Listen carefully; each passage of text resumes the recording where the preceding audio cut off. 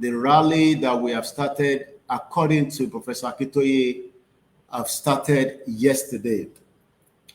Emma mixed rally in Peru, Democracy Day. Democracy Day is different from the Yoruba Nation campaign. Atiwani Day 2. I'll also be telling you many of the information because the information portal has been open and Lana are busy. But from today, I'm on update on our platform. So please share the program and also get some what you are aware. I know a lot of you duro but there's instruction is instruction. We follow the instruction and we would all succeed. We have a leader. Leader wabati soro. Eti leader ba solama tele. You are not the leader. It doesn't matter how you feel. This is not about emotional. You can put your emotion to it, but inti leader bati so, we go with the directives. Ká ṣe báyìí, ká lọ báyìí, ọ̀nà báyìí ló yẹ ká gbà, ká gbójú ẹlẹ́gbà wọlé. Ó yẹ ká lo plane ni. Ó yẹ ká ti dàrú. Oh yes. But the leader has given an instruction. But problem tí a ní gẹ́gẹ́ bí ọmọ Yorùbá ni pé gbogbo wa ti di leader. Gbogbo ọmọ Yorùbá nísìn náà ti di leader. And látara bẹ́ẹ̀, ẹlòmíì gan tí ń sọ̀rọ̀ sí Bàbá Akintoye indirectly tó mọ̀. Ẹlòmíì tí ń sọ̀rọ̀ sí Olóyè Ìgbòho indirectly wọ́n lè máa mọ̀. Gbogbo ẹni máa ṣàlàyé fún wa nítorí pé ọ̀nà tó ní ká gbà kò sẹ́ni tó ní knowledge tó wọn. Tó bá yẹ pé ní knowledge tó wọn ni ti máa ṣe kó tó di pé Bàbá Akintoye gbé jẹ. I come with the fact. It doesn't matter how our emotional is. Ó yẹ ká ti spark. Are you listening to your leader?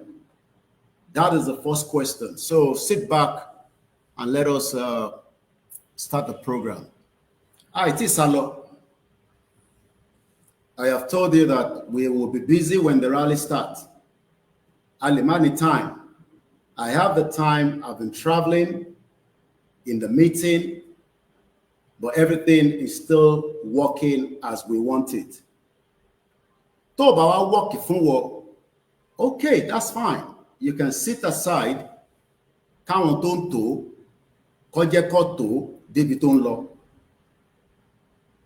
But because we are very adamant people,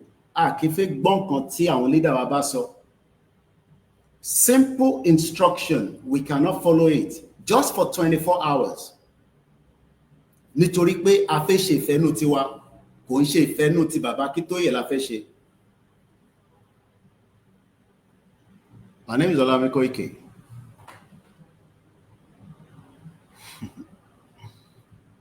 Ó bẹ̀rẹ̀ dé àbí. Mo mọ̀ pé mi lè fẹ́ wá gbọ́ nǹkan tí mi máa sọ. Where will I be? What position? At least I'm still at home. Within the context of where I told you I will be. Nígbà tí rally mama dé. So, ìyẹn ti eliminate. But let's sit back, share the program. I don't know how long we're going to stay. In between these broadcasts, I will be going into meetings and coming back out. But I still have to be out today because that is now the activating the command center of the Koikimedia platform. So till there is a need for me to pick up a call, I will pick the call. If there's a need for me to stand up, I have to. Because we have opened our 3 command center, one in Yoruba land, one in the UK, and one in Africa. Ó ti sú wa torí pé a fẹ́ gbọ́n kan tí Bàbá Akintoye sọ, so ti sú yín. Ẹ má kó sú yín. Let's start with this.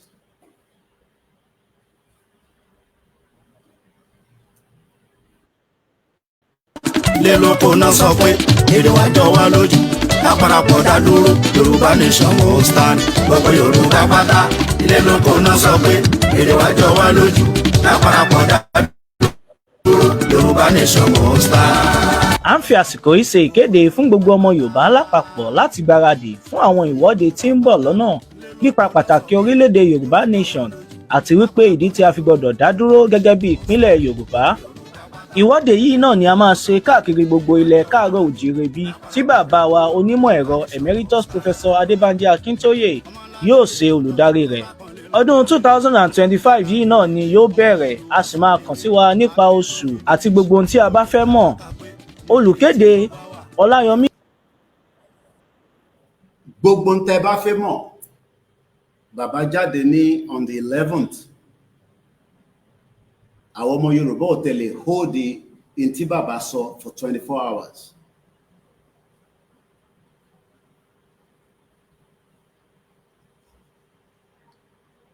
Gbogbo ohun tá bá fẹ́ mọ̀, bàbá ló máa sọ fún wa. Ẹ jẹ́ kí n put on record. Group kọ̀kọ̀kan ló máa pàṣẹ fún bàbá o. It doesn't matter whoever don't lead the group yín, ẹ̀yin kọ́ lẹ máa pàṣẹ fún bàbá Akintoye. Bàbá Akintoye ló máa pàṣẹ fún gbogbo wa. Tẹ́ bá wá ní ẹ fẹ́ kí bàbá Akintoye pàṣẹ fún yín, then you can also just wait until whenever you feel tó fi gbọ́n kan tí bàbá Akintoye bá fi pàṣẹ. Bàbá Akintoye ló máa pàṣẹ. It does not matter how you feel. It does not matter whoever the chairman, the coordinator, the president, every group's admin. Ẹ̀yin kọ́ lẹ máa pàṣẹ fún bàbá Akintoye. Ẹ̀yin kọ́ lẹ máa pàṣẹ fún alànà pé báyìí ló ṣe máa gbà, ọ̀nà báyìí ni kó gbà. Ibi tá ṣe ń sọ pé a ní leader nìyẹn. Kódà àwọn kan tẹ̀ tí ń sọ pé kí bàbá tún step aside.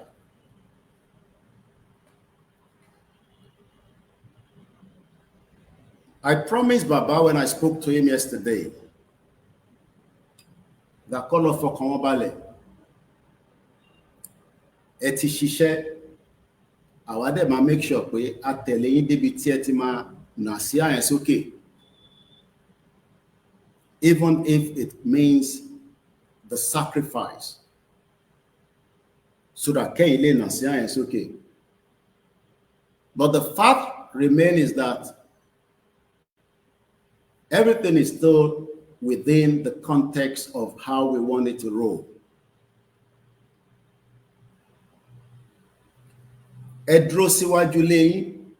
A fi dúró síwájú ilé wa, a fi gádà síbí kan.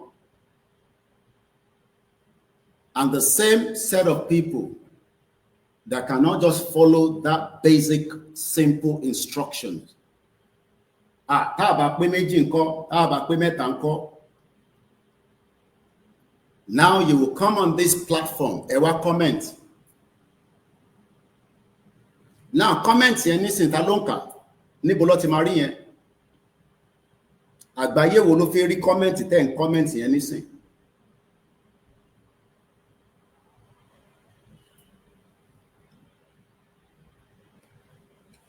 Ẹ̀yin tẹ́ follow that simple instruction, just a very tiny minority. Ẹ jẹ́ ká lọ gádà sójú ẹlẹ́gba so that kí gbogbo èèyàn lè rí wa. Ta ló sọ fún wa pé èyí tí bàbá ní ká lọ ṣe yẹn wọ́n ní rí wa?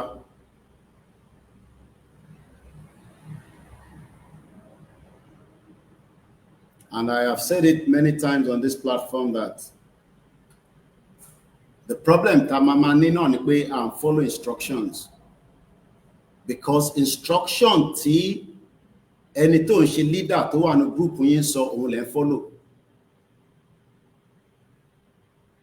And that is the most saddest part of who we are. We are just very ready. There's no doubt about it. But why can't we follow the instructions? See, America bá rán àwọn Marine wọn jáde. As I've been watching Trump give order. We káwọn Marine wọnú àwọn state kan l'America. Ǹjẹ́ Marine kan sọ fún pé kí ló dé tá ṣe fẹ́ wọnú bẹ̀? Tí òfin ò fún ẹ láyè nítorí pé o consult gómìnà state yẹn. I don't know. Ṣé ẹ máa fún wa ní setback? No. I'm just telling you so that moving forward, ká má tún ṣe mistake yẹn. Because I believe 99% of you failed in that direction. Nítorí pé a fẹ́ lọ blow bridge, a fẹ́ destroy airport. There's nothing wrong in all that. We can go in that direction. I love to go that direction as well. But why is it difficult to just stay in front of your house and take a picture and upload it? Gbogbo àwọn tó ń comment nísìn, tí a bá lọ gbogbo Facebook wọn kò sẹ́ni kankan tó upload anything lórí social media wọn. And this is the platform that we have been able to use for 5 years to pass a message. And that message is that níbo làwọn tẹ́ ń sọ yẹn wà, kó tẹ̀ tó di pé ẹ máa kó wọn jáde.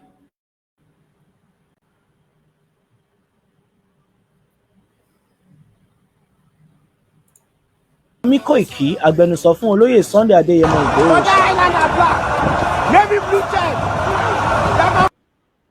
Tá a bá rí Ìgbòho àníjáde, ó dìgbà tá a bá rí Ìgbòho gbọ́dọ̀ máa wà báyìí kárí Ìgbòho. And it now makes me wonder when people say gbogbo wa ni Ìgbòho.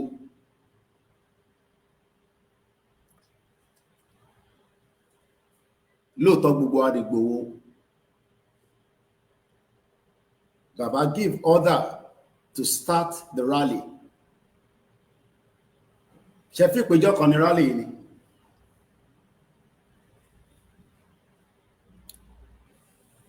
I am just preparing the program, and let me just go this and then we come back.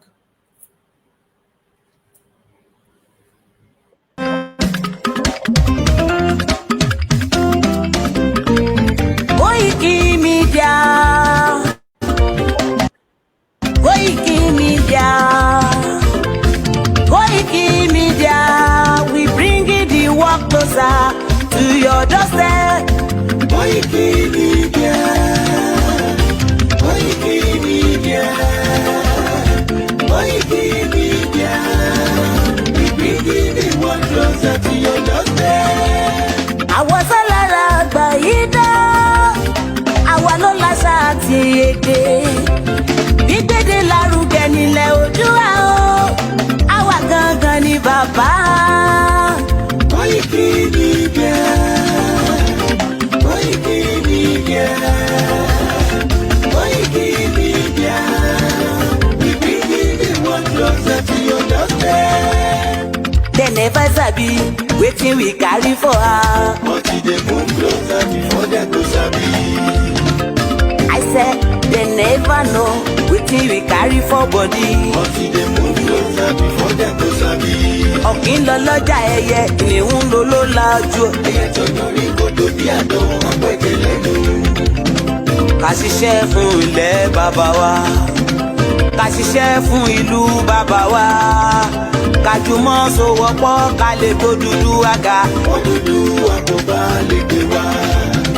Ọmọ Odùduwà ṣègìrì, ẹ dìde fún ẹ̀tọ́ adúláwọ̀, ká lè jọ jùmọ̀ gbé délẹ̀ ìlérí, káwa lè gba ògo ilẹ̀ wa, ká ṣiṣẹ́ ká lè jọ gbàdé, ká lè gbàdé adé adúláwọ̀, àwa ni mọ̀lẹ̀ tí yóò tàn káàkiri. Ọmọ Odùduwà ni wá. Koikimedia, àwa là ń gbé tó lárugẹ. Ètò tó gbójú ògbó tí wàá máa ní. Kásá. Ẹgbẹ́ polówó ọjà wá kájé bùgbà yín jẹ. ètò tó pọ̀jù owó tiwa máa ní. À ń gbèsò lárugẹ, à ń gbàsà lárugẹ. ètò tó pọ̀jù owó tiwa máa ní. News and sports ẹ máa rí gbọ́. ètò tó pọ̀jù owó tiwa máa ní. Ọmọ Ìjẹ̀bú alárẹ̀ mi ló ní kí n máa ké tantan. Koikimedia ọ̀rọ̀ lágbájúmọ̀ mi o. Máa bá ṣẹ̀rẹ̀ lọ o. Ọmọ Yorùbá nìyẹn, ọmọ Yorùbá tata o. À ń gbádùn rẹ, ọmọ Ìjẹ̀bú alárẹ̀ mi. Ṣẹ́yìn lọ máa fi dìbò tẹ̀ mọ́lẹ̀ o. Ẹ̀yin lọ́mọ onígbò máa ń dé máa dé. Ẹ̀yin lọ́mọ onígbò máa wọ̀ o. Igbó máa wọ̀ tó àjòjì ò gbọ́dọ̀ wọ̀. Àjòjì tó bá wọ̀ bẹ́ẹ̀ á tẹ̀lé ní ẹbọra. Ẹ̀yin lọ máa náwó kóyìnbó tó dé. Ìgbà tó yìnbó dé o, owó náà dẹ́ tún pọ̀ sí o. Koikimedia ṣàwa ní bàbá. Koikimedia àwọn ní bàbá. Koikimedia àwọn ní bàbá. Àdáńtọ́ àtúnpèrègèdè. Koikimedia àwọn ní bàbá. Àwa là ń gbétò lárugẹ jẹ́ ká jọ gbọ́ o. Koikimedia àwọn ní bàbá. Àtúnjà fẹ́tọ̀ ilẹ̀ wa, fẹ́tọ̀ ilẹ̀ Yorùbá. Koikimedia àwọn ní bàbá. Ọmọ Òdùwà ni wá o, tọkàntọkàn. Koikimedia àwọn ní bàbá. Ikú tí ó ṣe bí lébi òsì, àdìmú bàbá iyọ̀. Koikimedia àwọn ní bàbá. We bring you up closer to your doorstep. Koikimedia àwọn ní bàbá. Afẹ́fẹ́ tó ń fẹ́ òòdùn kan ní oko lára ni. Koikimedia àwọn ní bàbá. Àpèrègèdè Olódùmarè ló fún wa ṣe. Koikimedia àwọn ní bàbá. Gbogbo ayé ẹ gbọ́, àwa ní bàbá o. Koikimedia àwọn ní bàbá. Ẹ máa bọ̀ wá ẹ gbé polówó ọjà yín wá o. Koikimedia àwọn ní bàbá. Òdúdú alágbèdá ní òtítọ́ lágbèdá ní. Koikimedia àwọn ní bàbá. A kì í sọ̀dálẹ̀, a kì í sọ̀dí kẹta. Koikimedia àwọn ní bàbá. Àdúró tán, a tún pèrègèdè. Koikimedia àwọn ní bàbá. Koikimedia we bring you up close.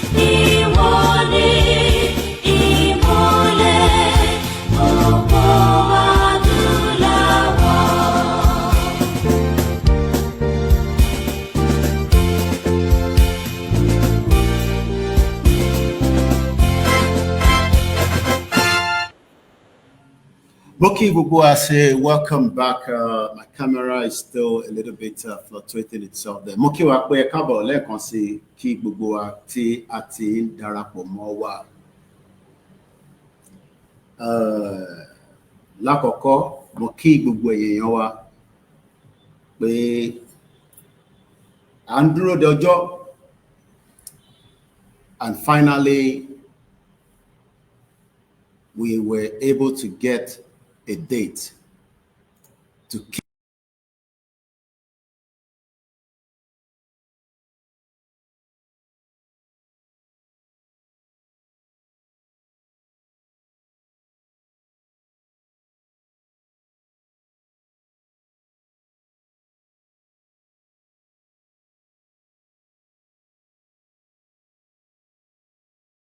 wa pátá ó ti ṣí lára Nàìjíríà.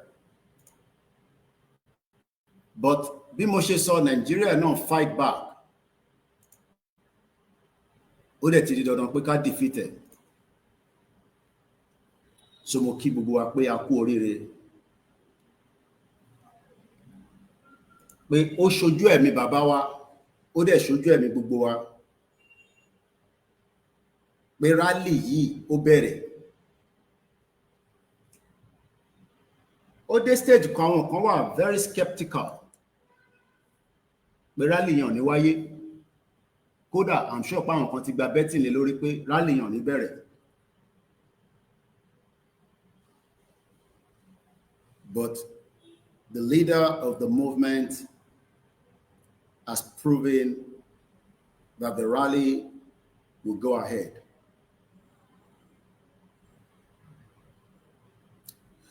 The question that àwọn tó ń béèrè ni pé why tó ṣe jẹ́ kí rally bẹ̀rẹ̀ báyìí? Ṣé rally ló ń pe lé? Ẹ jókòó síwájú lẹ́yìn kẹ́ máa ṣe rally. Ẹ jókòó síwájú lẹ́yìn ká wọṣọ funfun. Ẹ jókòó síwájú lẹ́yìn. That has been most of the question in the last 24 hours. Because tabadika wo látàná títí dèní a ṣe kọjá a bit of 24 hours. Because aago méje ló ní kí gbogbo wa jáde. But ẹ jẹ́ ká gbọ́ bí bàbá ṣe sọ. Ká wá bẹ̀rẹ̀ sí ń wo the pros, the cons, and the why tẹ́yìn béèrè yẹn. But I have a lot of information, but it's not for the public.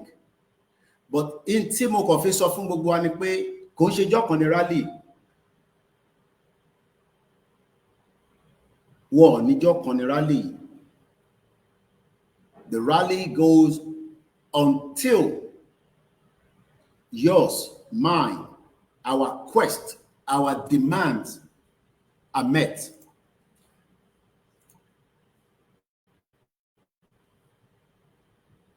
And there will also be further information láti fi assist gbogbo ọmọ Yorùbá, the 60 million Yoruba people, and those that disagree, that wants to leave. But kí ni nǹkan tá a fẹ́ gangan? Kò ń ṣe pé ká lọ máa sọ pé olóyè Ìgbòho ṣá. That is not what we want. What we want is our right to self-determination. Pé a fẹ́ dá dúró gẹ́gẹ́ bí a ṣe rí, bí a ti ṣe gbọ́ pé àwọn ìlú kan náà wà tó dá dúró gẹ́gẹ́ bí ẹlẹ́yà kan náà, elédè kan náà. That is the first key. All others that we will have to eat. Àkọ́kọ́ gbọ́dọ̀ mọ̀, what is the purpose tá ṣe fẹ́ jáde? Ṣé purpose yẹn wà justifiable tá bá jáde? Ǹjẹ́ tá bá jáde, ǹjẹ́ purpose tá fẹ́ fi jáde yẹn, ǹjẹ́ ó wà pé lóòótọ́ lódodo a ní gbogbo ẹ̀tọ́ fún nǹkan tá à ń béèrè fún? Kí nìkan tí à ń béèrè fún gangan? Àwa ẹ̀yà kan, èdè kan, àṣà kan, àwa náà fẹ́ dá dúró. That is the first key. Tá bá dá dúró, la lè defend the border wa. Tá bá dá dúró, la lè create a governance tó máa ṣiṣẹ́ fún wa. But tá bá dá dúró, a lè ṣe. Àwọn tó ń béèrè pé kán lọ restructure kò ń ṣe tí bàbá Akintoye gbé dání nìyẹn. Torí pé tó bá restructure, ẹ ṣì máa wà ní Nàìjíríà. This is what we have done for 5 years. I can summarize it. What we have done in the last 5 years is just to educate àwọn èèyàn wa on ìdí tá ṣe fẹ́ jáde. But àwọn èèyàn tó wọ́n question pattern tá fẹ́ fi jáde. Ǹjẹ́ nígbà tí wọ́n ń tò ètò pé títí dé UNPO, títí dé àwọn ibi tí a mọ̀ àti tá a mọ̀, at least bá àtẹ̀mọ̀ kankan a mọ̀ pé wọ́n gbé lẹ́tà lọ sí UK. Ǹjẹ́ wà níbẹ̀ nígbà tó ń tò? Ǹjẹ́ àwa la sọ fún bàbá Akintoye pé kọ lẹ́tà sí UK, kọ lẹ́tà lọ sí United Nations, kọ lẹ́tà ká gbé Buhari àti gbogbo ìjọba lọ sí ICC tó ń pè ní International Criminal Court? Ta ló sọ fún bàbá Akintoye?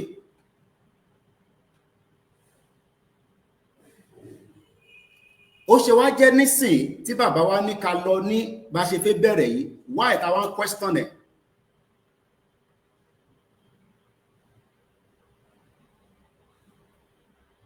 Why ta ń question ẹ̀ is what I'm just asking.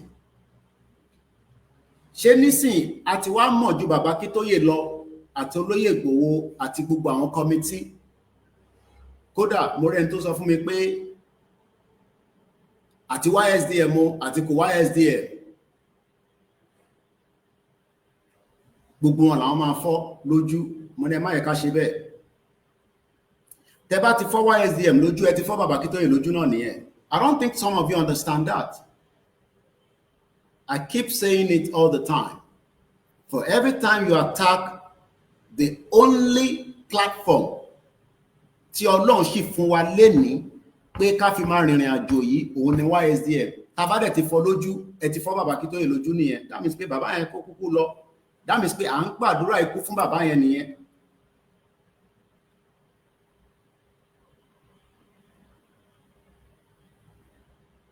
Kò sí any feelings yín tí bàbá yóò ní lọ́kàn. I was on the phone with him more than 3 times yesterday. And all our leaders, including Igboho, but all that are private conversation, not for public. There was meeting all the way through títí dálẹ́. Mo kí gbogbo àwọn coordinators. Mo kí gbogbo àwọn state coordinators.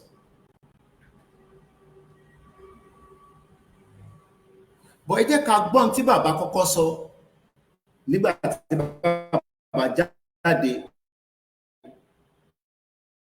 Ó ti di 48 hours. Gbogbo tá à ń ṣe ó ní record. One question pé ṣé bàbá ṣì ní right láti continue ìrìn àjò yìí pẹ̀lú wa or kó step aside? I have seen a message.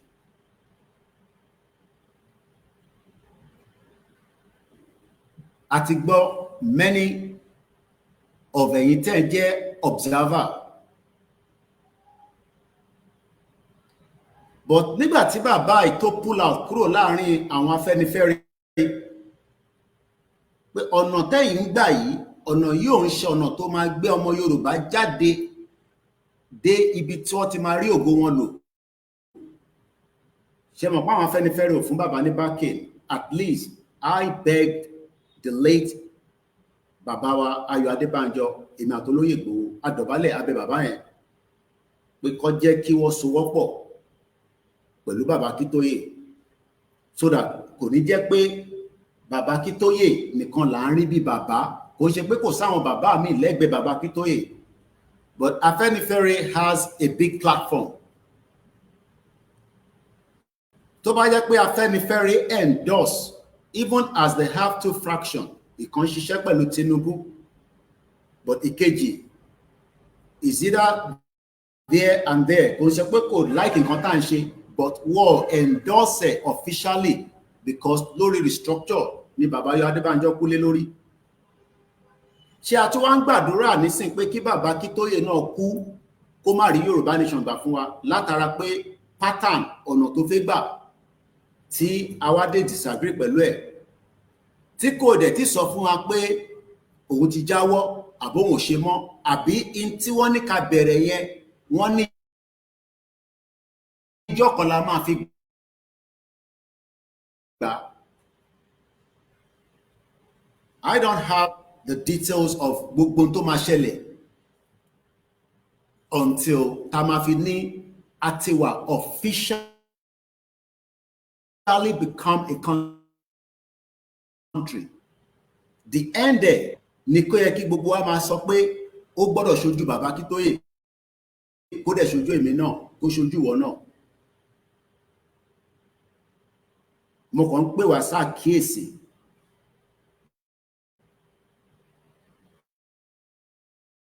Kò sí anybody tó tún lè sọ̀rọ̀ against the bàbá Akintoye nígbà tó bàbá ti torí pé bàbá wa ni bàbá tí ó dẹ̀ nífẹ̀ẹ́ ọmọ Yorùbá dénúdénú at his age at 90 years old. Mo ti sọ fún wa bàbá ò ní sọ gbogbo ntẹ́mi bá ń sọ as a journalist, as ọmọ Yorùbá, as someone that have lived in Europe for 27 years. Ìjà ni ìdí máa pẹ́ra sí. Whether we like it or not, whether the rally starts yesterday, it will end in 10 days, it will end in 3 months, in 6 months. Into the máa fi mú ìjà yẹn wá, màá ṣàlàyé later on. Kò ṣe pé láti jáde láti bà nǹkan jẹ́ to start the rally is the issue. But why have we not just listened fún bàbá Akintoye fún at least 24 hours?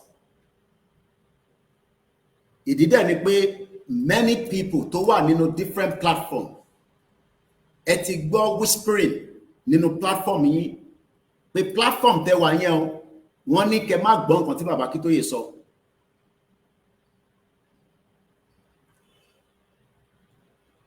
Mo jáde ní May, mo sọ fún yín pé wọ́n ti ṣiṣẹ́ débi pé bàbá ò gbọ́dọ̀ tẹ̀ wá jáde rárá kó má tẹ̀ tí sàn kankan. And I put that aside. Èyí tó kù ó dọjọ́ iwájú á jáde nínú ìwé mi. Every one of them were detailing their details. Gbogbo àwọn tẹ́yìn fojú wò lénìí tó bá dọjọ́ iwájú, I will reveal every single one of them. Gbogbo àwọn tó jẹ́ kí ìrìn àjò yìí débi tó dé báyìí. But one thing I have assured us is that I will be your last man standing.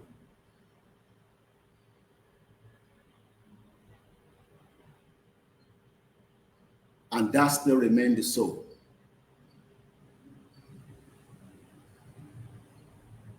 The further guidance to this movement is still ongoing. Torí movement yóò ti tán. In tó ń pè ní movement ni pé in tó sì ń rìn síwájú kò ń ṣe kó ti bàtà bá ní ká jáde síwájú ilé wa ṣé wọ́n ní tá bá ti jáde yẹn à ní jáde mọ́ ni àbí movement yìí ti tán síbẹ̀. So why then are we nagging and we are complaining? Obey ìyẹn ni àwọn military Nigeria máa kọ́kọ́ ṣe tá bá jáde. Àwọn máa kọ́kọ́ obey ìjọba pé ẹ lọ ṣe nǹkan báyìí kó tó di pé àwọn máa tún wá ní àwọn tó máa jù wọ́n lọ tó máa sọ pé intẹ́ ń ṣe yẹn ẹ má ṣe bẹ́ẹ̀. Kí ló dé tí ìtọ́ ní káwa náà lọ ṣe? Kí ló dé táwa ọ̀tẹ̀ ṣe? All we have done in 24 hours is we have all nagged. And I just understand that for me, we are all charged up and ready to go. And there's nothing wrong in that.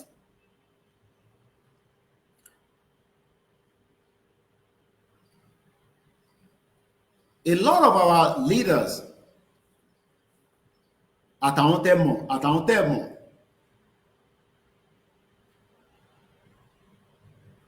they are working for a successful outing. Torí wọ́n ní rally tá ń bá lọ yìí, òun ló gbọ́dọ̀ fún wa ní final destination wa. And it's not going to happen in one day. Kódà tẹ́ bá jáde lánàá, they are shut down everywhere. Lè gba Yorùbá nation náà lánàá. Torí pé ìjọba tí ó wà lórí oyè náà máa ṣe kinní yẹn fún wa, àwa náà dẹ̀ máa padà ṣe fún wọn. But why is it that we could not just wait for 24 hours, 48 hours, 72 hours for the next directive? That is the question I'm asking. It is not too late. Mokibugwa. Nobody will be blamed for anything, but moving forward,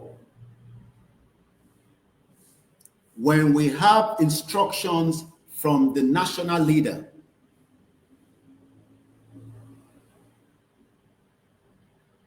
I don't think we need to start deliberating around it.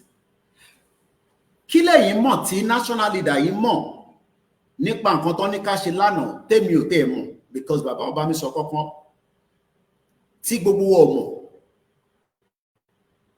Bí àwọn ní kankan tó fẹ́ lò fún, bí àwọn ní kankan tó fẹ́ ṣe, pé ká kọ̀ jáde ká, I mean, why are you scared? Tọ́lọ́pàá bá wá mú mi. And you know, I know that gbogbo yẹn is bullshit, because I have told you from the many years. I talked about something, money defiance. Okay, tó bá jáde níwájú ilé ẹ, let's, for example, ọlọ́pàá wá mú ẹ.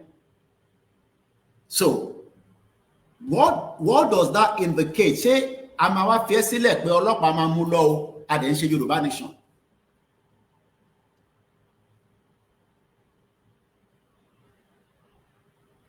I had no other choice than just to say,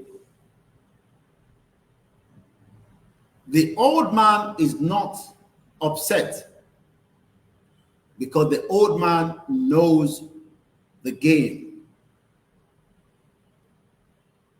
Bàbá ìfẹ́ gbé wa débi tá ti máa ní àti ní country wa, and that is where he stands. He hasn't changed from that position, including Igboho and the rest of the team.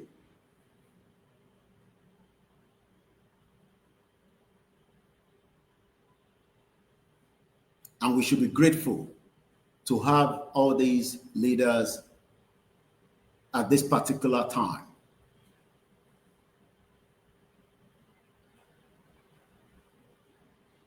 Kó má jẹ́ pé àwa ni a tún máa wá fọwọ́ ara wa bà ìtókù jẹ́. Imagine tó bá jẹ́ pé bí bàbá ṣe sọ, ìwọ̀nba wa tí a tẹ̀ gbọ́ la producing tí bàbá sọ.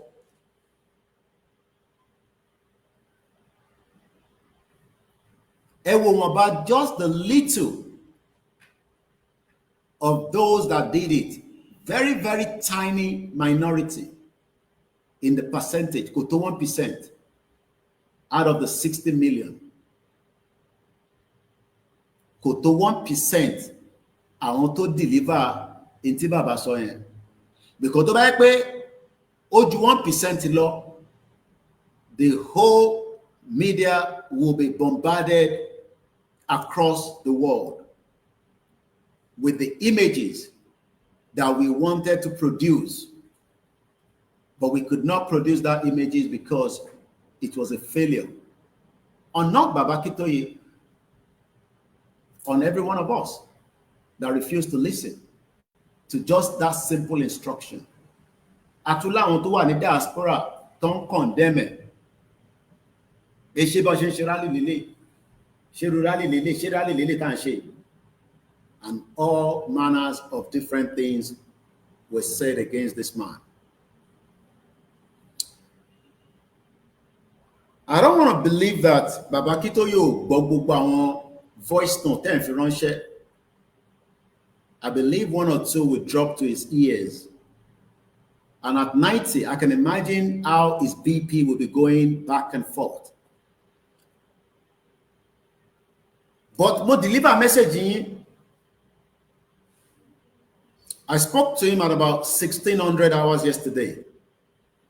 And I made it known to him that gbogbo ọmọ Yorùbá wà happy pẹ̀lú tí bàbá ṣe pé kọ́ ní ká jáde níwájú ilé wa. Ìbí nǹkan tẹ́ fẹ́ nìyẹn. Èmi ti bá ń deliver message fún bàbá lánàá.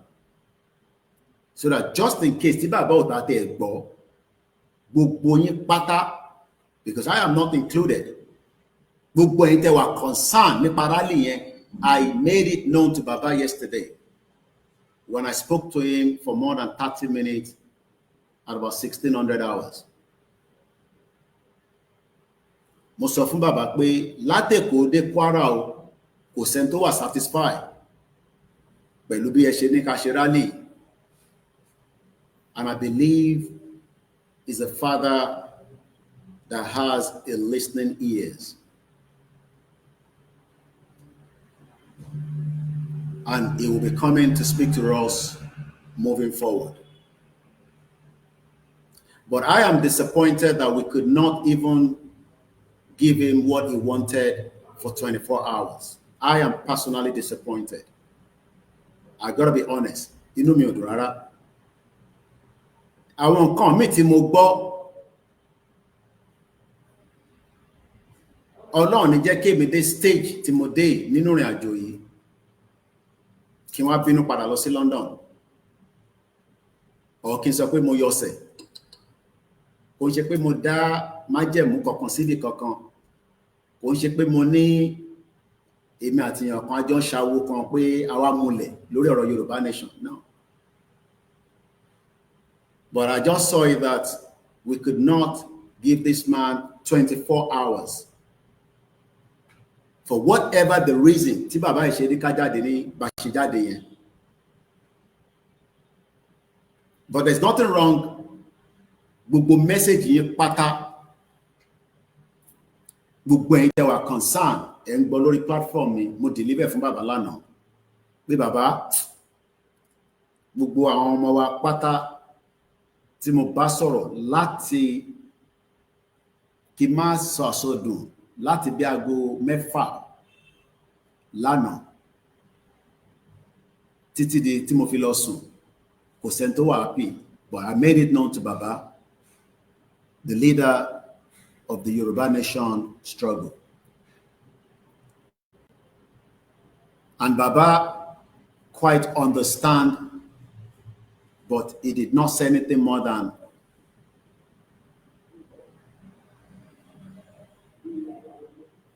Baba fúnra jáde, Baba máa wá sọ̀rọ̀ later láti sọ the moving forward. Mo kí Olóyè Igboho, I have nothing to say from him to any one of us. But Igboho is constantly being updated. Constantly being updated by myself and many of all our other leaders. Moki Kayode Emola, the deputy of the YSDM, to represent our Tajeda diaspora, whether you are in Turkey, Europe, America, Canada, títí dé gbogbo bí tó bá ń pè ní Russia, Asia. Kayode Emola is representing us. Also working around the clock. I have already spoken to him again this morning. Mo lọ bẹ̀ mo kí George Akinola, the home base that represents Yoruba land, títí dé gbogbo ibi tá ma ní Africa. Mo kí Kayode Emola àti George Akinola. Mo kí gbogbo àwọn state coordinators. I will leave their name just for security purpose. But láti Kwara, wọnú Kogi State, Ondo State, títí dé Ọ̀ṣun State, wá sí Ọ̀yọ́, títí dé Ògùn State, tá fi wọnú Lagos. Mo kí gbogbo àwọn state coordinator. They are being debriefed constantly. Mo lè sọ fún gbogbo yín bẹ́ẹ̀. And they would also be communicating fún gbogbo èyí tí ẹ jẹ́ state tẹ́ wà lábẹ́ wọn. Be rest assured. Mo tún padà sọ́dọ̀ bàbá wa Ìgbòho lẹ́ẹ̀kan sí.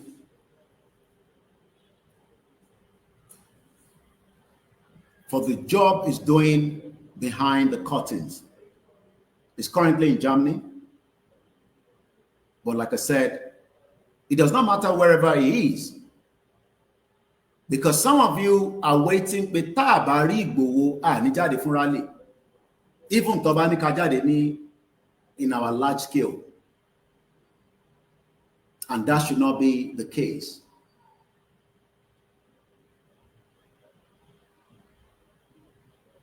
It does not matter the development ban change as we go into this rally, because things will be updated by the world media, the home-based media, and all other independent media. Pata pata.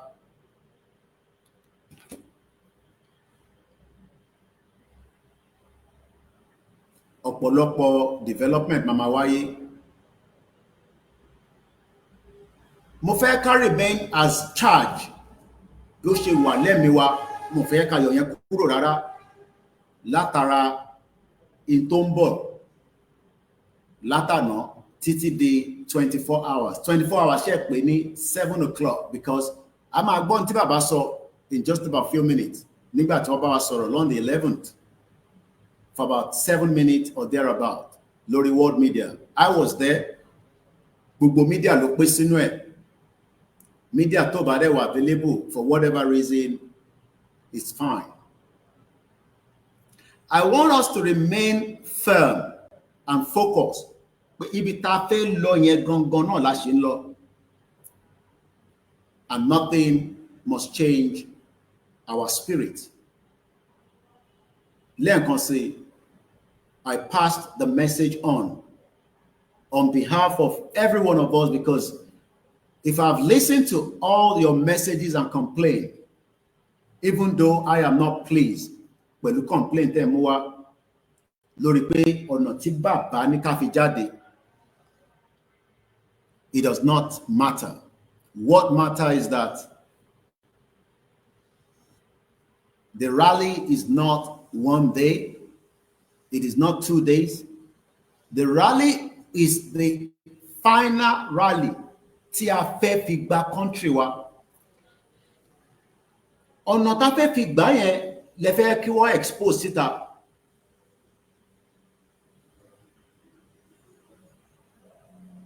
And I don't think we should do that. Tó bá yẹ pé lóòótọ́ legitimately a fẹ́ kí country kó ṣojú wa. Ṣó wá dá kí bàbá sọ gbogbo ọ̀nà tá máa gbà títí débi tí wọ́n máa fi na ìtàn pè ní àsíá ilẹ̀ Yorùbá sí gbogbo state wa tó bá ní ká nà sókè. Níjọ́ tá bá ti nà sókè, that is the end and the final game. But we should remain charged and we should remain firm. There is no cause for alarm. I can assure us that. I am fully behind, and one of the reasons we should travel was sísàlẹ̀, so that kí n lè farabalẹ̀ gbọ́ rí àti gbogbo tó bá yẹ ká ṣe. That's the reason why I came down. In tí mo ń ṣe nísìn mo lè ṣe ní London. I have fantastic team. I have strong management that can go and attend meeting on my behalf. Mo kí gbogbo àwọn coordinators lẹ́ẹ̀kan sí. Mo kí yín, mo yìn yín lọ́gọ́nù. I know what it means fẹ́yìn náà nígbà tí directive ti wá ẹ̀yin ló yẹ kẹ́ sọ fáwọn tó wà lábẹ́ yín pé directive tó wá yìí o ó sì ń tẹ̀síwájú ni ẹ jẹ́ ká kọ́kọ́ follow eléyìí but mo understand.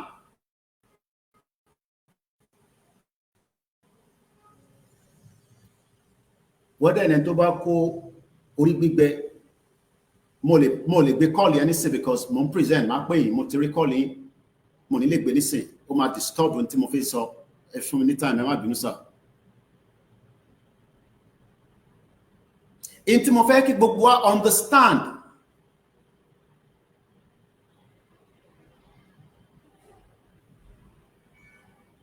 this man called Baba Akintoye as of today is still the most honest elders ta ní gbogbo àwọn tó kù ta ní nílẹ̀ Yorùbá lénìí kò sẹ́ni tó wà honest and they are not ready to sacrifice for you and me. Wọ́n ready láti sacrifice fẹ́mi àtẹ̀yìn. Bàbá yìí nìkan ló ready láti sacrifice fún gbogbo wa. And like I said,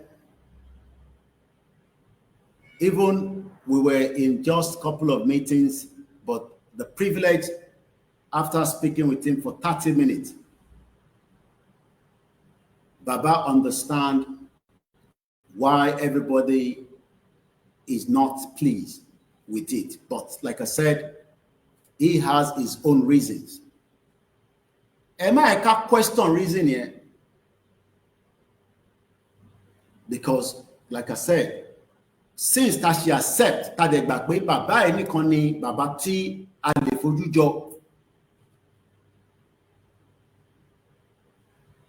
tó bá tẹ̀jẹ́ pé wọ́n wá pé mẹ́ta ṣe mọ̀ pé àtúlọ complain fẹ́ lómi pé eléyìí tá fojú jọ yìí ó dà ń pé kò lọ bá ṣe fẹ́ o.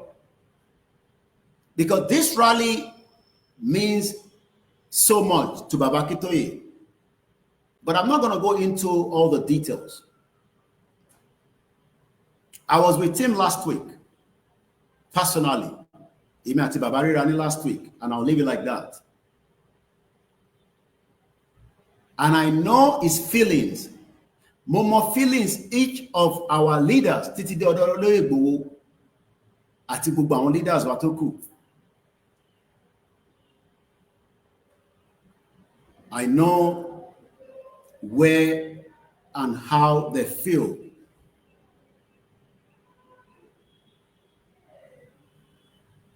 Nígbà tí ìyàwó Baba Akintoye kú, kọ́lọ̀ fọ́run kẹ́ wọn, ìyàwó Busola Akintoye, may her soul continue to rest in peace.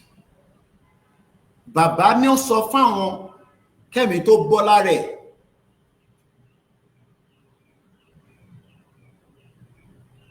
But the only thing that she will be pleased ó ní pé kí bàbá kó wa délẹ̀ lérí.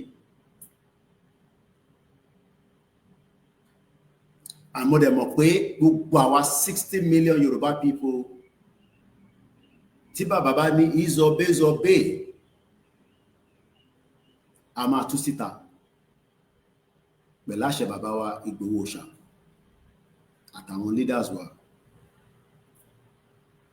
So I want us to calm but still be charged. Ẹ má ẹ ká lose concentration níbi tá dé. Gbogbo òwe yẹn náà la gbọ́ tá bá rìn papọ̀ téjò bá ń lọ tí gbogbo ẹ tó rọ́ kò sẹ́ni tó lè dá wa dúró. Mo gbéyàn dìde kò síbi tí wọ́n drive délé kò lánàá. Agbéyàn dìde kó lọ káàkiri ó fún mi ní report. The same thing with all the states.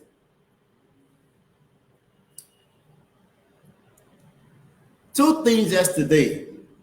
Àwọn tó ń ṣe democracy wọ́n ṣe àti ṣe tí wọ́n tán lánàá. So ṣé ó stop with àwọn ṣe lọ báyìí? No. Àwọn protest fún pé kíjọba Tinubu ṣiṣẹ́ àbí kíjọba ẹ̀ kó má ṣiṣẹ́. Two ways ni. Ìtawà ń jáde fún kọ́ nìyẹn. Ọ̀rọ̀ àwa àti Nàìjíríà ó ti ní question mark rally dẹ̀ gbọ́dọ̀ gbé jáde tá máa fi mú pé a gba country wa. Ọ̀nà tá fẹ́ fi gbà yẹn ni gbogbo yín fẹ́ béèrè, but ẹ jẹ́ kí yẹn wà láàrin olóyè Ìgbòho àti bàbá Akintoye àti YSDM. Ẹ má tako YSDM. I keep saying it.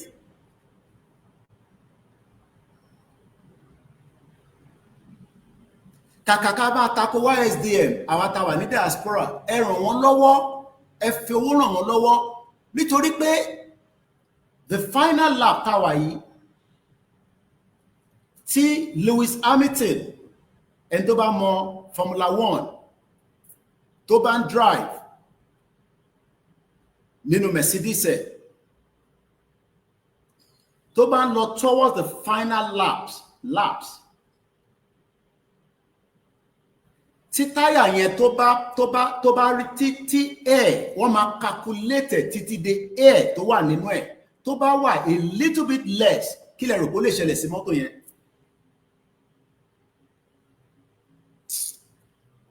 Ẹ má bínú.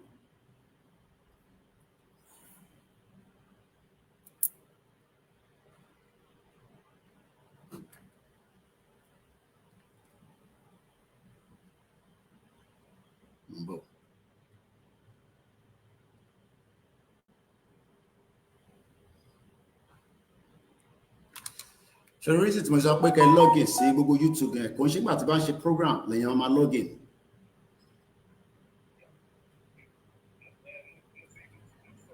Yeah, but somebody is your own request missing, so it's messing the program. Just speak to him. Ẹ má bínú. Mo fẹ́ kọ́kọ́ wá bínú tó bá yẹ pé mo wá fẹ́ ṣe program yẹn, but I was warned not to. Pé kí n má bínú rárá.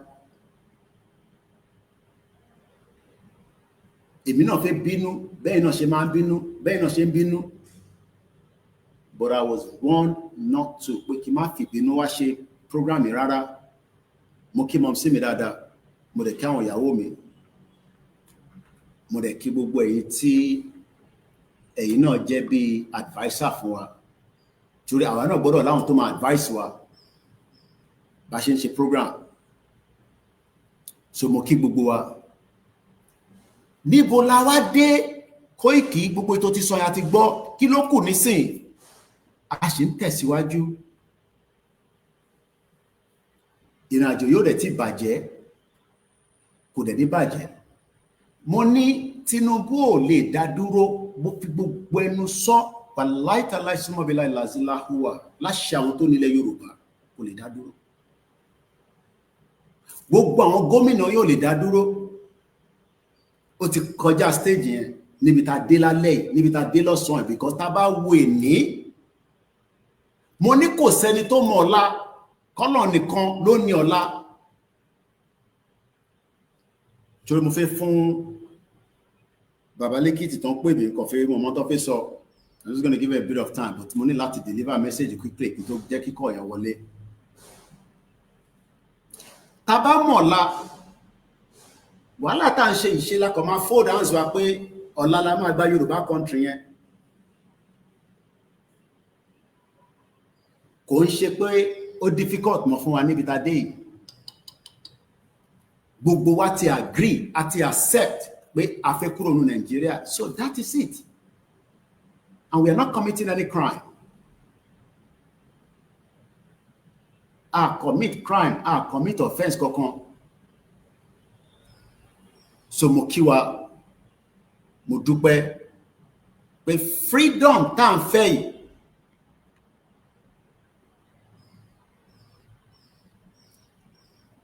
ó ti kàn án lọ́wọ́, kò dẹ̀ sẹ́ni tó lè gbà lọ́wọ́ wa.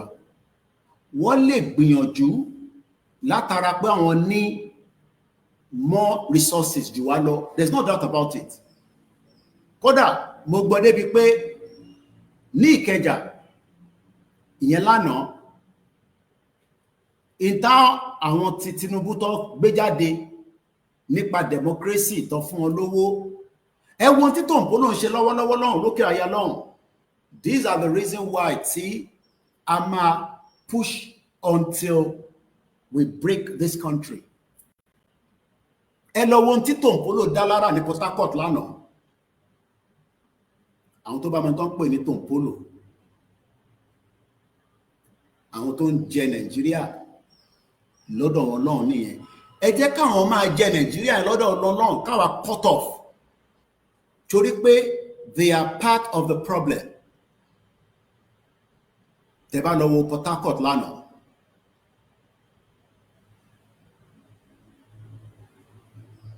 So gbogbo wa ta bínú lánàá, yes, a ní right láti bínú, but àbákọ̀ ṣe sùúrù yẹn díẹ̀ sí.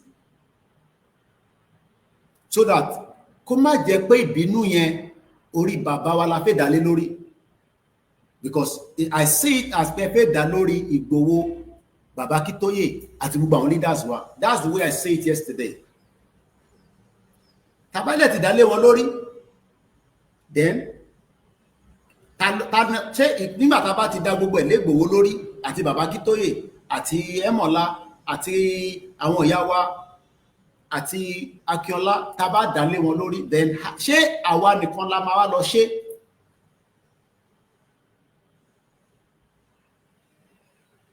Mo kí mọ̀ sí mi ẹ káàbọ̀. So mo bẹ̀ wá, a ti kọjá stage tẹ́yìn ń rò, a ti cross hurdles yẹn. It's just a matter of time. Àwọn kan máa sọ so many things. A ti kọjá stage téèyàn kan máa sọ fún yín ládùúgbò ẹ pé Yorùbá nation lè bọ́ sí. Mo dẹ̀ sọ fún yín kò ń ṣe tẹnu. Tí bá jókòó síbi tí mo jókòó sí, wọ́n mọ̀ pé àánú Ọlọ́run ni gbogbo wa ń jẹ lára Ìgbòho.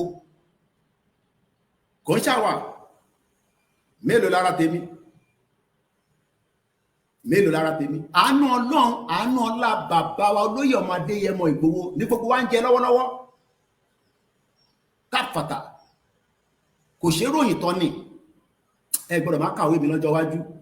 Kọ́lọ́run fún gbogbo alẹ́ mi gúngùn. Ìgbòho ò ṣe ròyìn tán. Wọ́n fẹ́ kí ó wà lọ́dọ̀ wọn kó má sí lọ́dọ̀ tiwa. If they have every means. Títí di àná,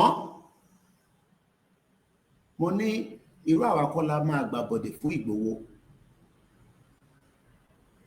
Má kọ̀ fún yín ní pẹ̀lú òwe mo ní sọ́délẹ̀. Èèyàn kan reach out sí mi lánàá.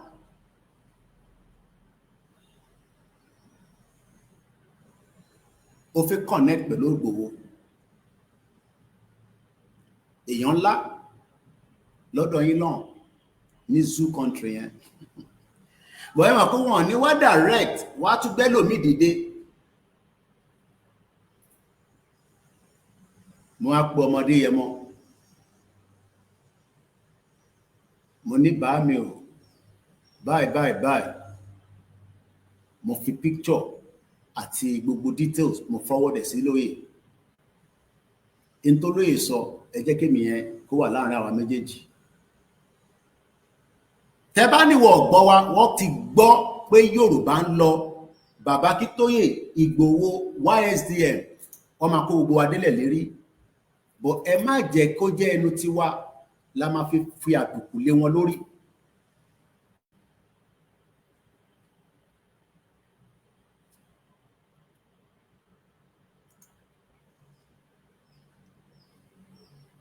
Bàbá wa kan ní àwọn ọmọ Tòǹpólò, àwọn tí ó ń ṣiṣẹ́ Tinubu lọ́wọ́lọ́wọ́ nìyẹn. Ìjẹ́ tó bá yẹ pa jáde lánàá, tí Tòǹpólò bá jáde tó bẹ̀rẹ̀ sí yìnbọn fún wa, lóòótọ́ afárá pẹ̀lú ìṣẹ̀ṣe agbádànù. I am just saying, I don't have any evidence to that. Mo kàn sọ ǹjẹ́ gbogbo nǹkan ni wọ́n múra sílẹ̀, but wọ́n mọ̀ pé ntí wọ́n fẹ́ ṣe ní 2021 àjẹkọ́rí ṣe mọ́. Gbogbo alamu tó ṣẹlẹ̀ ní 2021. 3 days before the most important rally tí gbogbo wa sọ pé yẹ ká gádà síbì kan náà ká fi lọ ṣe lẹ́kọ̀ọ́ ni wọ́n wá attack Ìgbòho mọ́lé. Wọ́n pa tán ó kù díẹ̀ ni. But ẹni tí Ọlọ́run ní ẹ̀mí rẹ̀ ò sí lọ́wọ́ ẹni kankan, ẹni náà lè kú. Àníṣe ní gbogbo plane tó blow lánàá torí plane yẹn explode ni. Ṣé mọ̀ pé èèyàn kan survive ẹ̀ ní India? Ẹ gbọ́ mi yé. Mo ní the explosion tó ṣẹlẹ̀ ní India lánàá tí 240 people wà lórí aircraft yẹn, 50 ló kú nísàlẹ̀. Ṣé rí àti débi tá à ń lọ tán, ẹ má bẹ̀rù. Olóyè máa ń sàn kankan, ó ní Ọlọ́run ló ní ẹ̀mí gbogbo wa torí tàbá náà ń bẹ̀rù níbi tílẹ̀ ṣúdé yìí àìtí ìmọ̀ta fẹ́ mọ́ nìyẹn. Ọ̀tọ̀ lẹni tó fẹ́ wọ plane tó fi 10 minutes miss flight yẹn, mo ṣẹ̀ tún gbọ́ yẹn láàárọ̀ yìí ni kò bá plane yẹn lọ. Gbogbo tí mo post lórí social media lánàá tí mo update yín, mo máa ń fẹ́ àwọn nǹkan míì mo fi ń ṣe àpèjúwe pé ìrìn àjò tá a wà yìí, ìrìn àjò tẹ́yìn ìyá wa ṣe máa ń sọ, ìrìn àjò ní àwọn onílẹ̀ ló ní, kò ṣàwa. Ọlọ́run ló ní ìrìn àjò, kò ṣe Tinubu kọ́ ló ní, federal government kọ́ ló ní, ilẹ̀ wa ní. Mo ní èèyàn kan mísì kò tí kúrò ní airport, ó ṣẹ̀ fi padà jáde, ó ń jáde nínú airport báyìí lọ sọ pé plane tó jẹ́ kó wọ yẹn ó mà ti explode. Wọ́n wá ń bí reporter yẹn lórí phone, wọ́n wá ń bí pé kí ni reason tó ṣe miss flight yẹn. Ó ní traffic mọ́ òun lọ́nà.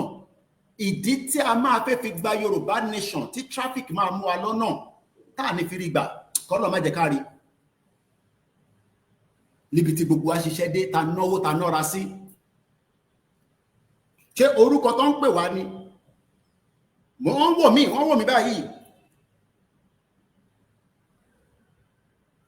Ṣé orúkọ tó ń pè bàbá Akintoye? Mo ní lánàá ibi tẹ́lọ̀ bá darí mi sí nínú comment section tó comment máa rí. Ẹ jẹ́ tún parọ́ kan fún yín lánàá, wọ́n lè máa wò mí báyìí. Mo rẹ̀ fẹ́ sọ kakọ̀ fi clear air ni.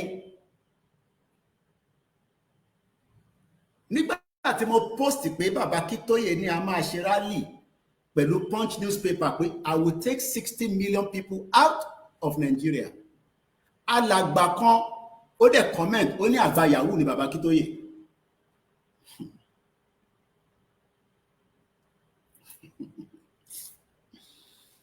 Mo wá rí comment yẹn.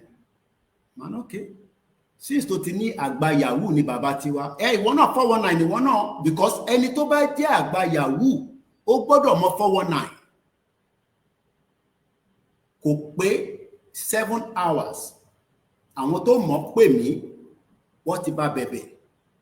Pé kí má ṣe bẹ́ẹ̀, pé kí ló ṣe, mo wá send the message tí mo screenshot ẹ̀. Mo wá send ẹ̀sẹ̀ni tó pè mí yẹn.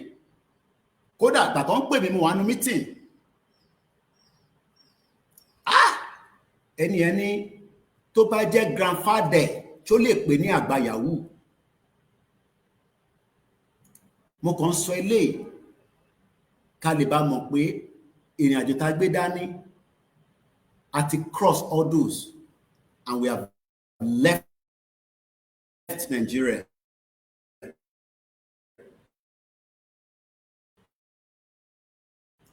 Ibi tó kù sí ni pé a kàn nọ́ọ̀kẹ́ lórí ni.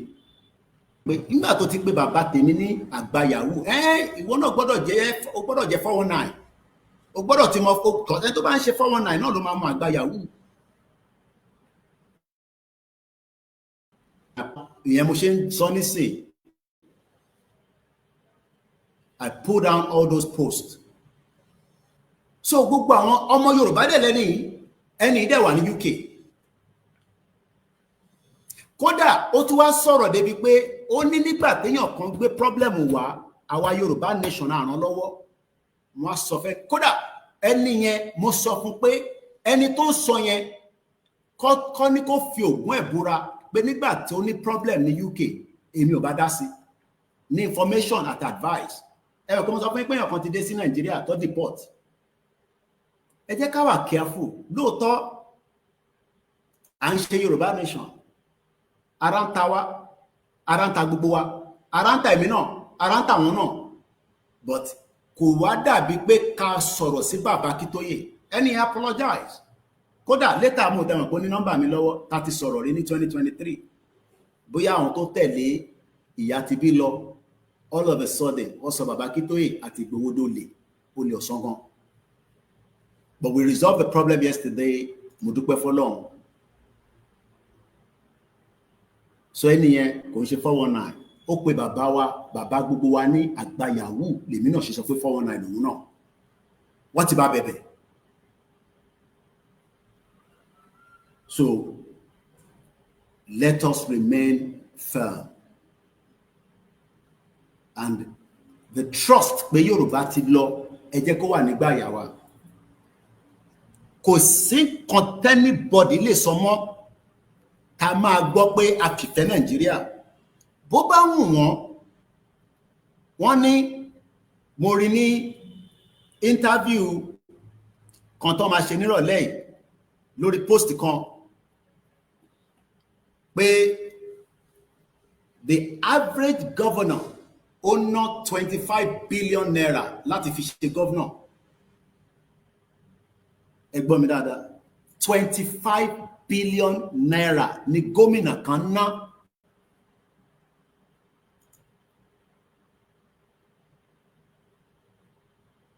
Senator ó máa ná nothing less than 4 billion.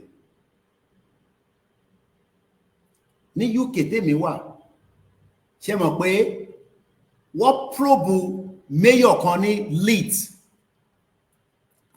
fẹ́yìn tí ẹ ṣì ń dispute.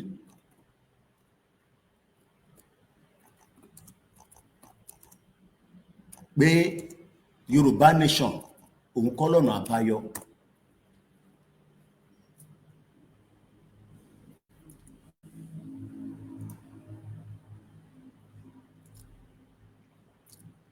Koiki mo sọ fún yín pé bíbá ní international platform yìí.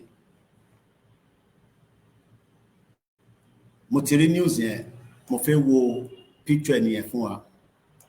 Ọkọ ẹ̀ politician ni, ìyàwó ń gbé ní UK. These are what they don't want you to know. Ìdí tó ṣe ń fìyà jẹ gbogbo wa torí pé a lè question ni kí ni source of income wọn, níbo ló ti rówó, níbo ni wọ́n ti rí owó.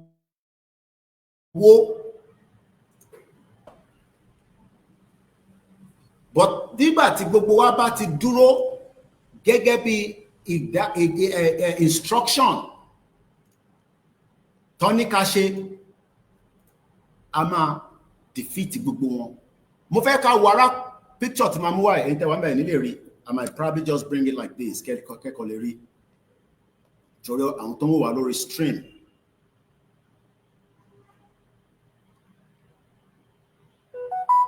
Mo fẹ́ ká wo picture tí mo fi sórí screen yìí. Arábìnrin tẹ́ ń wò yìí, ọkọ rẹ̀, arábìnrin tẹ́ ń wò yìí, the husband is a Nigerian politician. Òun àti ìyàwó ẹ̀, ìyàwó tẹ́ ń rí mayor ní Leeds, outside London, ní Leeds yẹn wà, kò ń ṣe ní London. Ó ra property kan, kò lè defend owó tó fi ra property yẹn torí owó yẹn wá láti inú Nàìjíríà, over 400,000 pounds. This is what Baba Akintoye is fighting for. So that ká má rí Yorùbá politician nínú Yorùbá government tó ń gbówó lé Yorùbá lọ sí Europe torí pé àwọn fẹ́ gbégbé àlàáfíà. This particular couple, tí bá ń sọ pé they are bomb bastard criminals, pé ó lè ní gbogbo wọn, ẹ gbà mí gbọ́.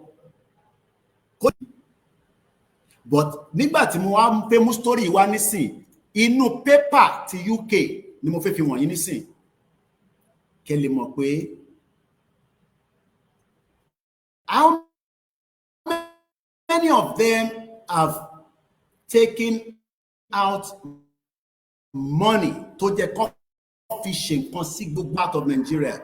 See what they below see UK, America, what is she for a very long time. But the ended Lawafe in southwest part, don't be Nile Yoruba, and we gotta do it because Kusi time.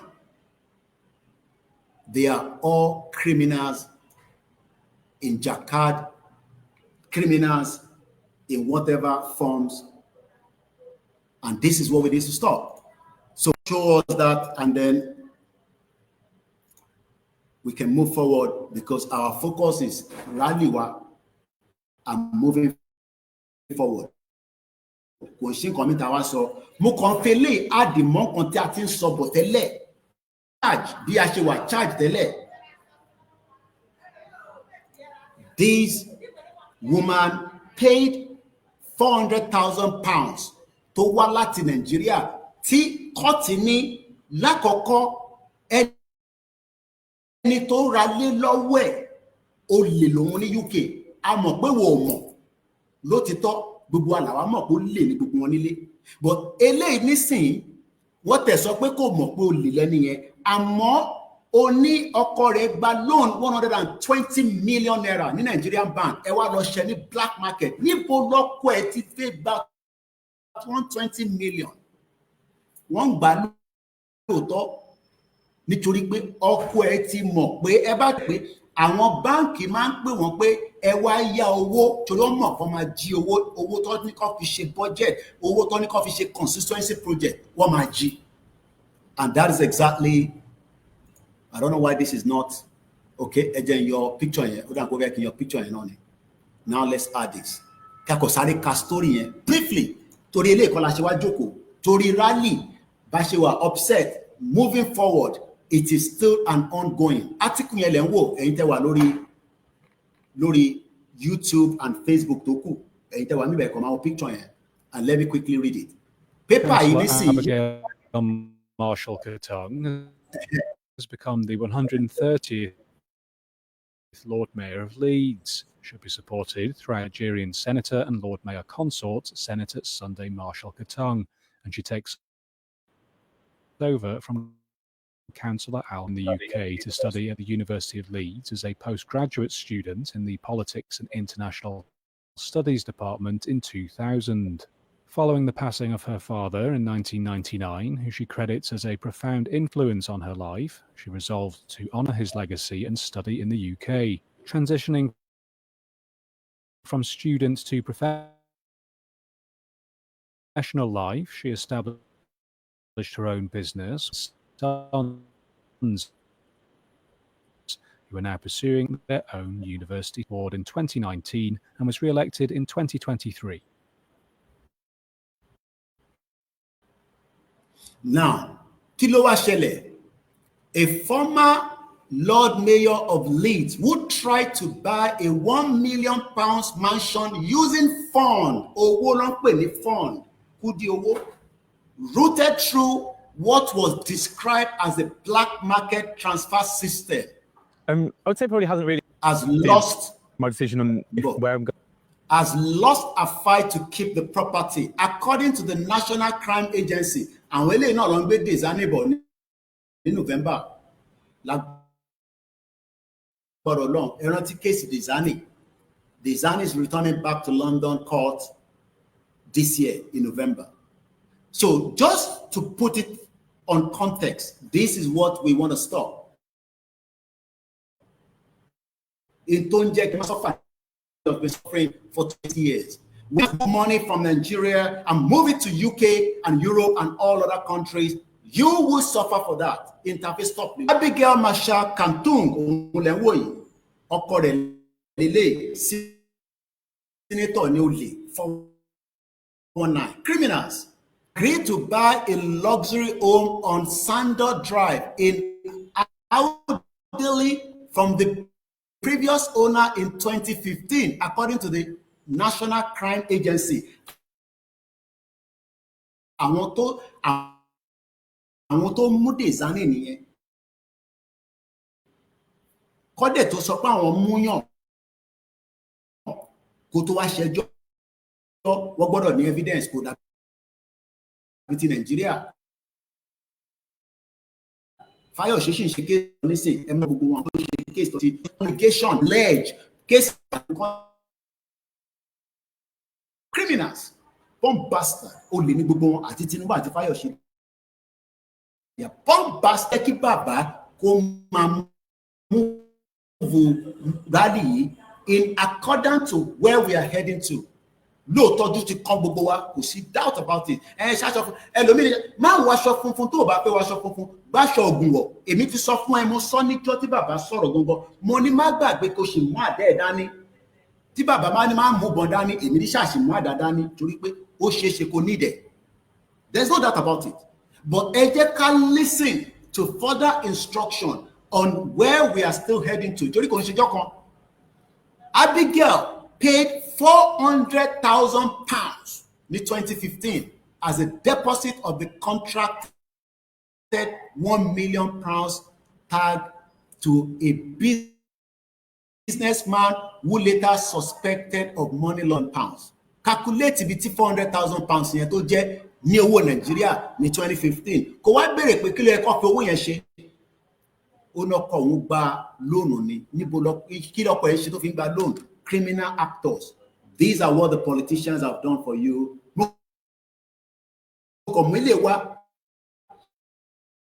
So that platform, this is where you will get international news. Mo ti sọ méjì. Mo ti sọ nípa India. Mo dẹ̀ ti sọ nípa ilé. Ẹni tí Ọlọ́run bá pa kò sẹ́dá kan tó lè pa. Wọ́n gbìyànjú wọ́n fi pa Ìgbòho ní 2021, but the gods of Yoruba land did not give them the room. Ó stop it. So Ọlọ́run yẹn ò tí fi wá sílẹ̀ ó sì ń bẹ lẹ́yìn gbogbo ọmọ Yorùbá. And we will definitely get to where we are heading to lágbára àwọn tó láyé tó lọ́run kò dẹ̀ ní sú wa. Let me quickly pick this call so that we can then move forward because a ṣe ní àwọn nǹkan tí a fi bára wa sọ. Ọmọ Yorùbá iṣẹ́ tẹ̀síwájú ni. Iṣẹ́ tó dẹ̀ ń tẹ̀síwájú Ọlọ́run á jẹ́ kí ó túbọ̀ tẹ̀síwájú ju bí a ṣe ń fẹ́ lọ. Designing will return back in November 2025. And God willing, subject to the Yoruba Nation movement bá máa fi dé, bóyá a máa wà ní London láti lọ cover or bóyá because rally tá a ṣe lọ́wọ́lọ́wọ́ tó bẹ̀rẹ̀ ní on the 12th. We do not know how long it will take and what it will entail. Tabani ó ṣe máa lọ báyìí. Tó bá dé padà lọ bẹ́ẹ̀. We must prepare, and that is why giving up now, fẹ̀yìntì ẹ̀ sọ pé a ti give up. Ó ti sú wa. There's no point. This is not the time to give up. This is the time for us to be more charged because mo wo film kan lánàá lórí Netflix. Freedom. Ó ṣe pàtàkì.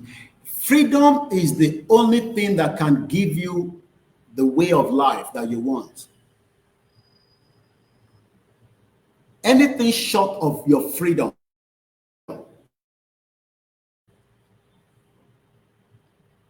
it will mess up your life.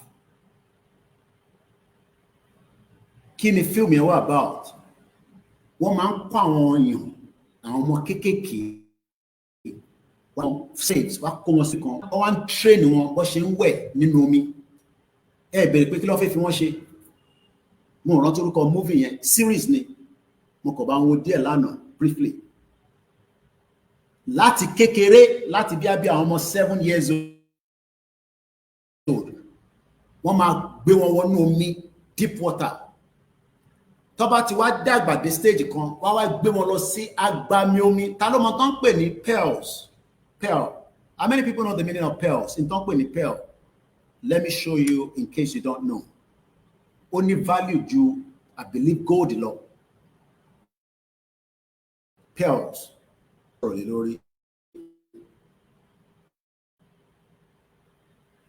P-E-R-L. Pearls.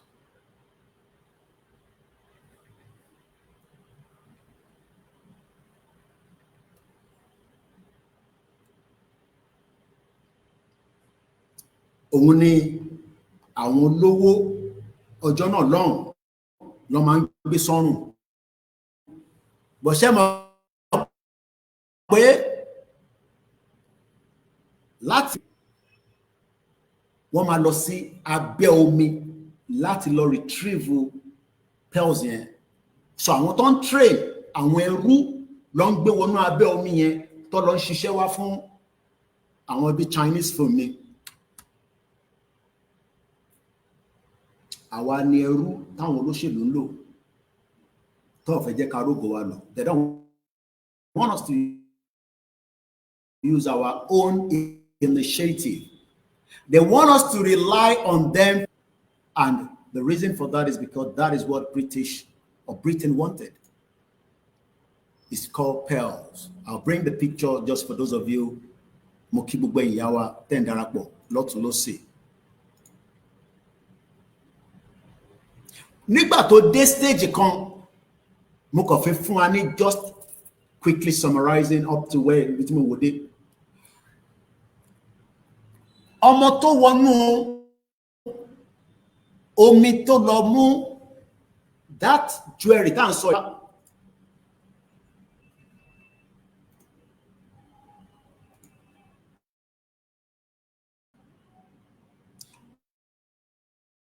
Is one of the big ones, 15 meter long. Àwọn tó wà rà náà máa ń wá just like òyìnbó wá lọ́jọ́ ìgbà táwọn bàbá ńlá wa táwọn náà tà wá fẹ́rú, and that is still what they're still doing today in conjunction now with the politicians.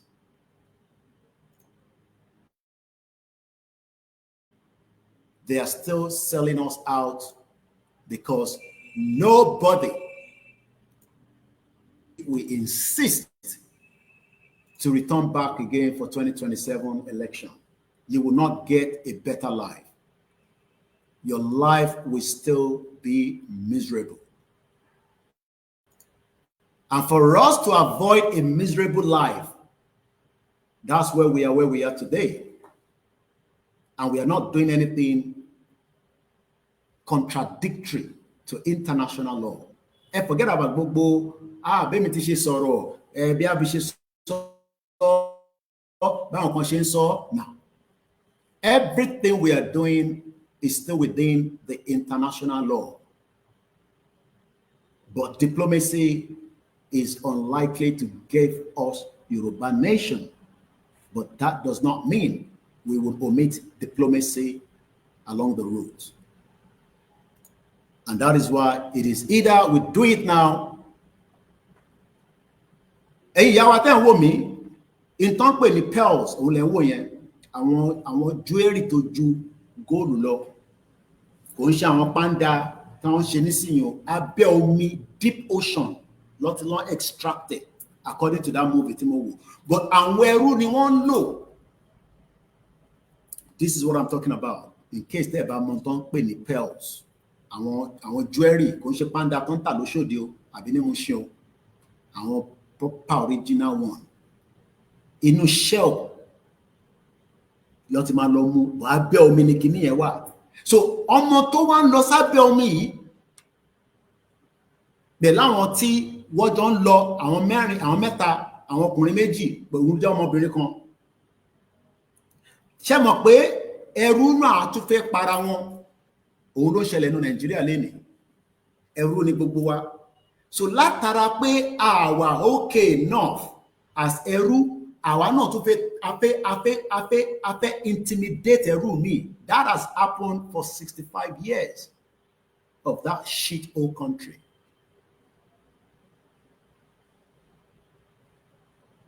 How do we know? We can start giving all kind of examples. Family money, kò family tó wá láti abroad nìkan ló ń pa, family ń para wọn for different reasons that you start questioning and asking why. ẹni tó ní kó tọ́jú èèyàn lọ́spítù ṣe mọ̀ pé Nàìjíríà ni mo ti mọ̀ pé tó bá ní kó fi oxygen síyàn lára wá tún máa rent ẹ̀fẹ́ lómi especially àwọn tá bá tẹ̀wà lókè òkun tá kì í rí kankan tó yẹ pé bí a family wa kan sick wọ́n wá náà need oxygen. This I have witnessed first hand. Ẹni tí wọ́n ní kó máa fún oxygen wọ́n ti rent àwọn tó wà lẹ́gbẹ̀ẹ́ wọn wọ́n ya wọ́n dẹ̀ yọ oxygen kúrò lára ẹni tó ń fún oxygen. Ẹrú ni gbogbo wa. Oxygen tí àwọn kan rà fún yàn kan wọ́n dẹ̀ yọ lára ẹrú yẹn wọ́n gbé sára ẹrú míì torí owó tó fẹ́ gbà.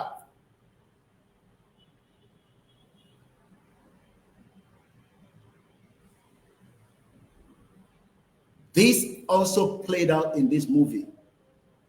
When the three of them were under the deep ocean, ọmọ tó rí tells yìí tó jẹ́ òun gangan lórí àwọn ẹrú méjì tọ́jọ́ wà lábẹ́ omi àwọn fẹ́ gbà lọ́wọ́ ẹ̀.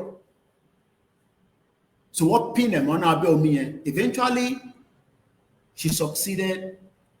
And nígbà tó jáde,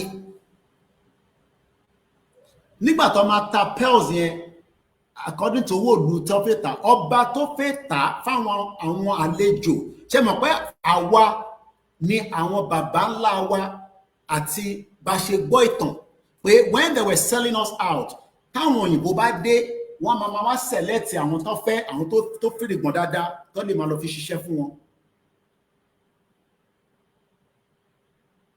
Gbogbo àwọn tí wọ́n jẹ́ fìrìgbọ̀n they have taken them out to go and work as laborers, but awala travel for our this time around. I traveled without being told that ẹrú ni mo lọ ṣe ní London, even though ẹrú tèmi ó supersede ẹrú tó wà ní Nigeria because ẹrú Nigeria kò tẹ̀tún ní freedom, èmi tẹ̀ ṣì ní freedom díẹ̀, mo ṣì ní right of way díẹ̀ náà ní o kò ṣe púpọ̀ but at least mo ṣì ní right of way díẹ̀. So most of us have been slaves fighting each other. In tó dẹ̀ wà nílẹ̀ Yorùbá ó tó gbogbo wa jẹ if it is well managed bí bàbá Awólọ́wọ̀ ṣe ń ṣe bọ̀ but lẹ́nìí wọ́n lè manage it. We can't manage it, and that is why our existing in Nigeria needs to end. There's no doubt about it. It does not matter how you feel. Nigeria has failed you and me because it is not a country. But ibi tí mo fẹ́ lọ gangan nínú movie yẹn ni pé after tí ọba yẹn ní ta ló nínú ẹ̀yẹn ẹrú yìí o ta ló lè bá òun ta kínní for 7 million kápọ̀ sọ pé 7 million pounds torí ànílò owó burúkú tó ń pè ní náírà yẹn kò ní value kápọ̀ sọ pé $7 million pé ta ló lè ta èyí tó lọ mú pearls yẹn ẹ mọ̀ pé ní tí nǹkan tó bá mú lára tó mú nígbàyà òun ló máa mọ tó ń ṣòun bó ṣe mú wa nígbàyà yẹn náà ni ká ṣe mú dání ká má relent pé bó ṣe bẹ̀rẹ̀ lánàá yẹn torí àwa ló mú nígbàyà sórí ọmọ Yorùbá tó wà lẹ́gbẹ̀ẹ́ yẹn tó ń fi rẹ́rìn yẹn kò tí ì mú nígbàyà pọ̀ kò mí pé kò ń ṣẹrú. He is also a slave. Ẹrú tó ń fẹrú rẹ́rìn ẹrú kan ní ká gbára wa sílẹ̀ nílẹ̀ Yorùbá ẹrú kejì fi rẹ́rìn ó rá ọmọ Ìgbòho ṣá ó rá ọmọ Kóìkì ó rá ọmọ bàbá Akíntóyè ṣe bẹ́ẹ̀ náà máa jáde ní ẹ̀rí wùṣìwùṣì àwa náà tún wá accepted knowing fully well pé eléyìí má wà nígbàyà is still the beginning. Kí la ṣe wá ń sọ pé bàbá Akíntóyè àti Ìgbòho ní ojú ló ń kọ́ ìbòjì tí mò ń rí wàláhì bó ṣe kó bá òun kọ́ lọ fi shade kọ́ fi bò ó tóun bá dé òun á sọ fún ẹ pé òun ni bàbá gbogbo yín kò dẹ̀ sẹ́ni tó lè wò ó ojú ló ń kọ́ ìbòjì òun máa dé bẹ́ẹ̀. Mo kí gbogbo ẹ̀yin tẹ́ ń wò wá ẹ bá mi share program yìí mo bẹ̀ torí Ọlọ́run. Ojú ló ń kọ́ ìbòjì òun yẹn máa dé bẹ́ẹ̀. Ibi tó òun yẹn fẹ́ gbà wọlé ní ọ̀pọ̀lọpọ̀ fẹ́ tètè mọ̀. Battle yóò kì í ṣe tiwa but physically àwa la máa wà present ta fi máa sọ pé àwa la ní. Mo ní nígbà tí ẹrú yẹn wá ní ti bá ta kíní fún ọba yìí bá ṣe ń sọ fáwọn ọba wa nísìnyí pé ẹ jẹ́ ká jọ kúrò nínú Nàìjíríà kẹ́ lè ní àṣẹ padà. Àwọn ọba yẹn wá ń wò pé ṣó likely ṣá ṣó possible ṣá pé ta bá lọ àárẹ̀ àṣẹ padà ẹ̀rẹ́ àṣẹ padà ẹ̀yẹn tẹ̀ fún wa ní that physical support. They refused to. Wọ́n náà wọ́n ń bọ̀ lọ́sọ bí ọlọ́mọdé lọ́la. Àmọ́ ẹrú ìwá ní tóun bá ta jewelry yìí fún ẹ on behalf of àwọn tí ó wá rà á, àwọn yẹn wá láti ìlú míì ni o. Bí àwọn òyìnbó náà ṣe ń wá àwọn Portuguese tó ń kó wa lẹ́rú. Ṣé mọ̀ pé wọ́n kó wa lẹ́rú for more than 500 years. So ẹni tó ń sọ fún lẹ́ni pé ká kúrò nínú Nàìjíríà, báwo ló ṣe fẹ́ understand, because ẹrú ni, ìwọ ni ẹrú tó ti yé, ẹrú tó ì tí yé lòun. Ẹrú mi wà, ó rò pé bóun ṣe wà ní APC yẹn òun wà okay, but kò wà okay. Ẹrú mi ò tẹ̀ ṣe APC, kò ṣe PDP, kò ṣe LP, but ó sì believe pé ṣé àwọn ẹrú òkè àwọn náà ló máa wá ṣe gàba lé wa lórí, torí kò believe pé system fẹ́ change. And there's no amount of how you present it to them. Well, agree with system if it change. And it is a system that is going to deliver us into a governance that we can hold accountable. Mo láǹfààní for the very first time, mo pàdé brother wa tó ń pè ní Ìmọ́lẹ̀ Yorùbá Thomas.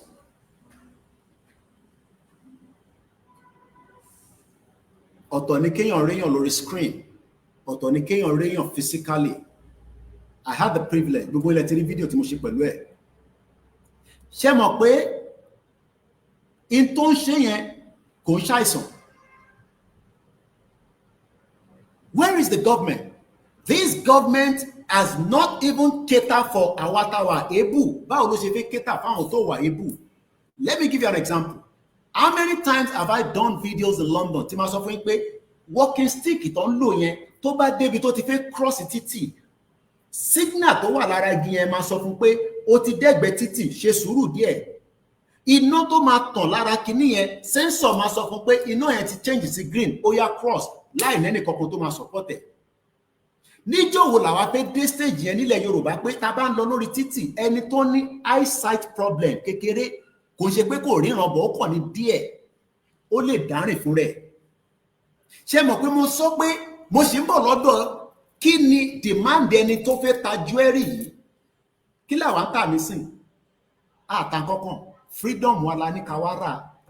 But wọ́n kí n tó bá yẹ pé a lè fowó rà ni, a ti fowó rà tipẹ́. Àwọn kan ẹ lọ lọ́bì, ẹ lọ gbé machinery wá, ẹ lọ bá Putin, ẹ lọ bá diplomacy kankan. Àwọn ọmọ Yorùbá náà la máa gbára wa sílẹ̀. Bàbá Akintoye ti sọ tán, kò sí àní-àní kankan níbẹ̀. Lóòótọ́ bó ṣe present pé ká jáde, kò ṣe the end of it. It's still the beginning, kò ń ṣe the end of it. Àwa bóun wà tá bá lọ gba Russia wà tó bá compromise wọn kọ́.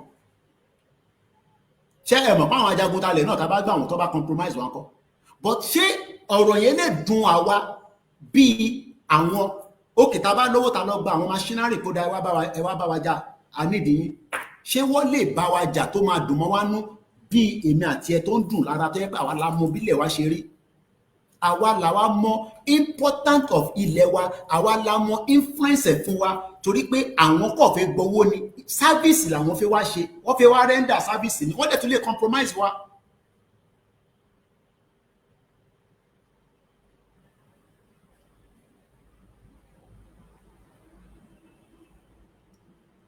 Freedom ni ẹrú yẹn béèrè fún. Ó ní tóun bá ta jewelry fún wọn báyìí, if I sell this jewelry, fíìmù yẹn wà lórí Netflix. Mo kàn rántí, let me see if I can go to the Netflix kí n kàn fún yín ní orúkọ ẹ̀ fáyìn tẹ́ bá fi lọ wò for reference purpose. I'll pick it up in a minute. Màá mú jáde nísìn. Ó ní kankan lòun fẹ́ kò ṣe fóun. Ṣé mọ̀ pé àwọn ọba wa lẹ́ni nísìn demand down fún wọn pé kó endorse, kó support Yorùbá nation? Ṣé mọ̀ pé kò ń ṣe tó pọ̀ rárá? But why do they disagree with us?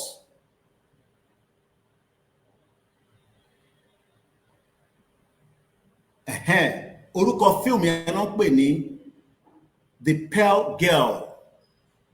Màá lọ mú àwòrán ẹ̀ wá, nílé play fún wa because of the copyright. Pearl Girl lórúkọ movie yẹn. Ó wà lórí Netflix. she only demanded for one thing. Kí ni nǹkan tó demand fún? Òní mo fẹ́ jẹ́ káwa náà mọ̀ pé nǹkan kan là ń demand fún pé kí bàbá Akintoye fún wa, but àwa la máa lọ ṣe torí bàbá Akintoye ti ṣe tí a fi bẹ̀rẹ̀, a dẹ̀ gbọ́dọ̀ ràn lọ́wọ́ tá máa fi parí ẹ̀.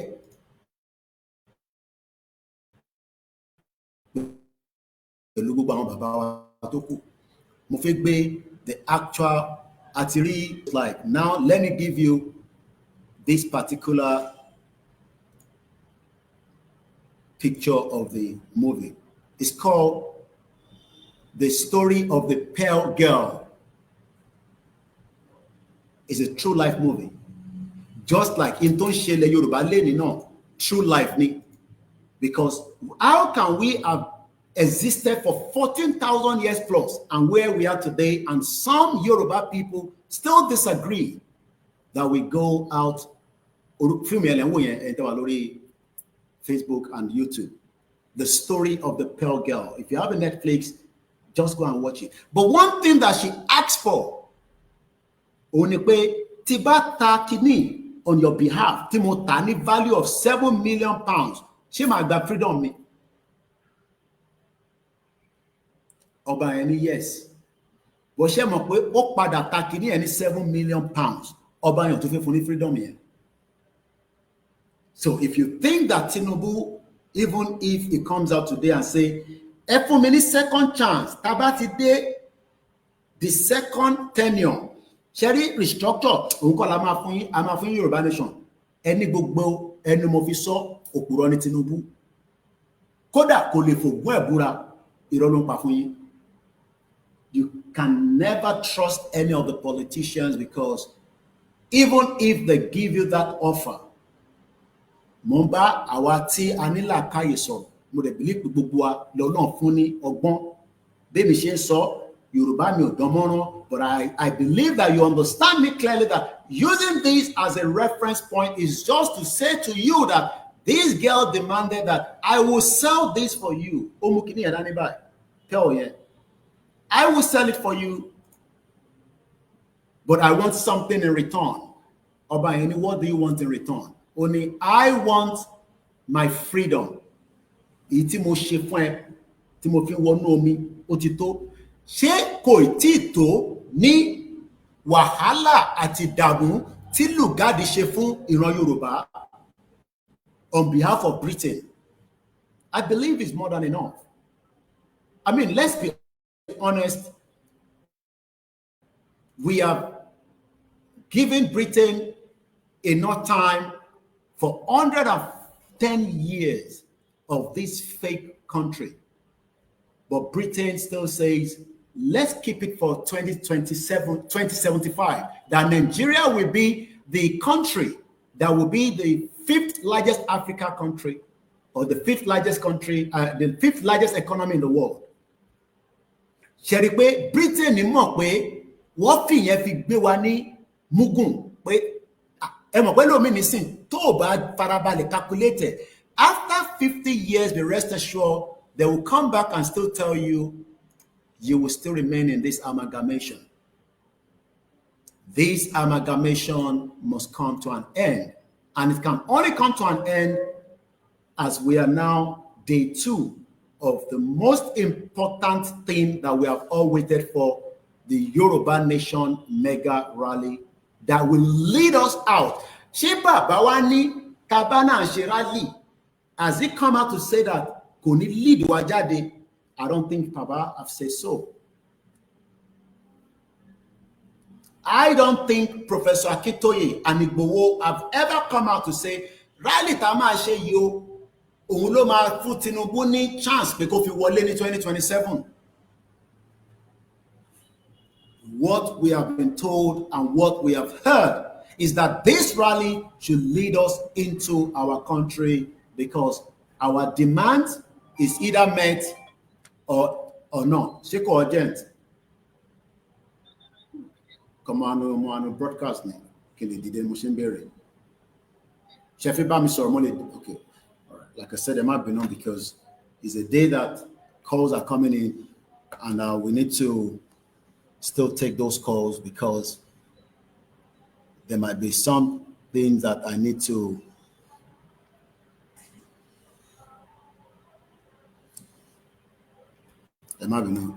Hello? Hello, sir.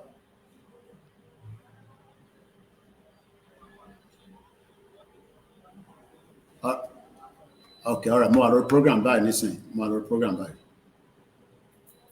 All right. More program. All right. So we are on the right track. Somebody is just saying that. See, for example, Lagos State. Many comments, it might be known that I've not been able to catch up because of the discussion about day 2 of our rally. But I still have to give you current situation of why ìdí pàtàkì tí olóṣèlú máa ní gba £7 million, but wọ́n ní fún ẹni freedom ẹ̀. They would not give you that freedom. Bàbá wa Olúkọ̀yà ní, see Lagos, for example, they have sell Lagos ọ̀dájú ní gbogbo olóṣèlú, and they will keep selling. And we, the indigenous people, might not gain anything if we remain in Nigeria a little bit more longer than how it is right now. We need to get out now. We need to get out together. We can do it. It is possible. It is doable.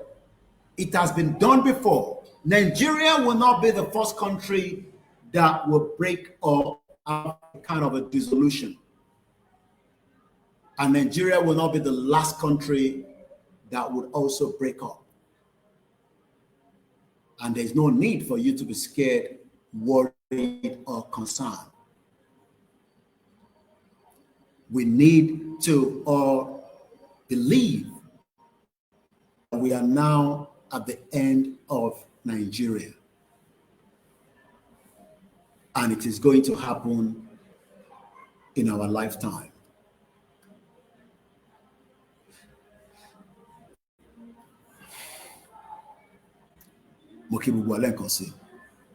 And welcome back. Where are we going? And how do we go?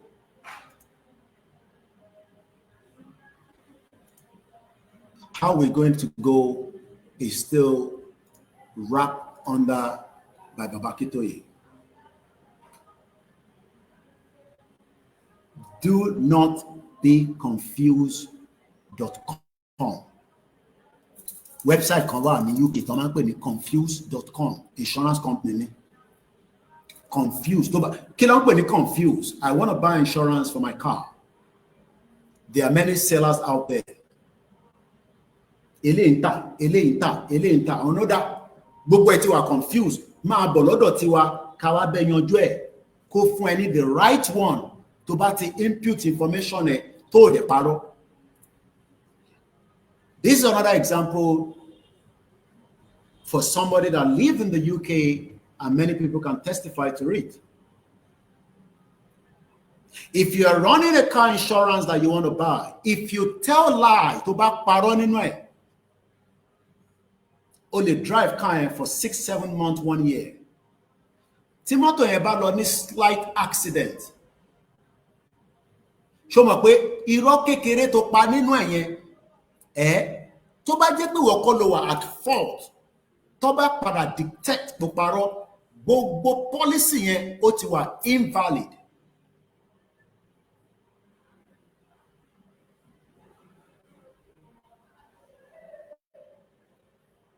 All the policy becomes invalid. Ẹ má jẹ́ kí gbogbo iṣẹ́ tí bàbá Akintoye ń ṣe ká jẹ́ kó wà invalid. Because bàbá ń tò pẹ̀lú àwọn tọ́jọ́ ń tò àti Adéyẹmọ àti YSDM àtàwọn ẹgbẹ́ tọ́jọ́ ń tò. Ẹ má yẹ kó jẹ́ pé látọwọ́ tiwa. Kò jẹ́ pé láti jáde láti ṣe ń ta fẹ́ ṣe lẹ́mọ̀ sọ. But as we are forging ahead, all what Nigerian politicians has given you has been an invalid policy. o lè gbé policy yẹn kò gbé dé anywhere.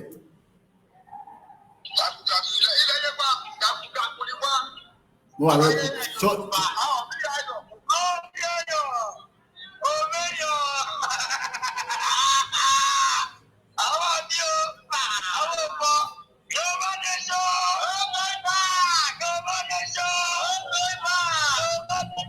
kí ló dé gbé fún ọmọ ẹ gbé fún Sodiq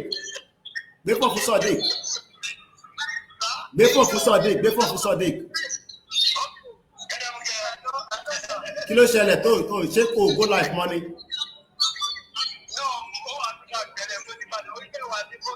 kò mátà o disturb mi ṣé kò jẹ́ kó connect nígbà tí wọ́n live. Mo gbọ́ o. Mo ní ṣé kò jẹ́ kó go live ni wá tèmi wá on ni. All right. Ẹ jẹ́ fi sílẹ̀. All right then, no problem. All right. Ẹ kú iṣẹ́ o mayor. All right. No problem. Ẹ kú iṣẹ́. Mo jẹ́rìí. All right. The boys are charged up, the girls are charged up.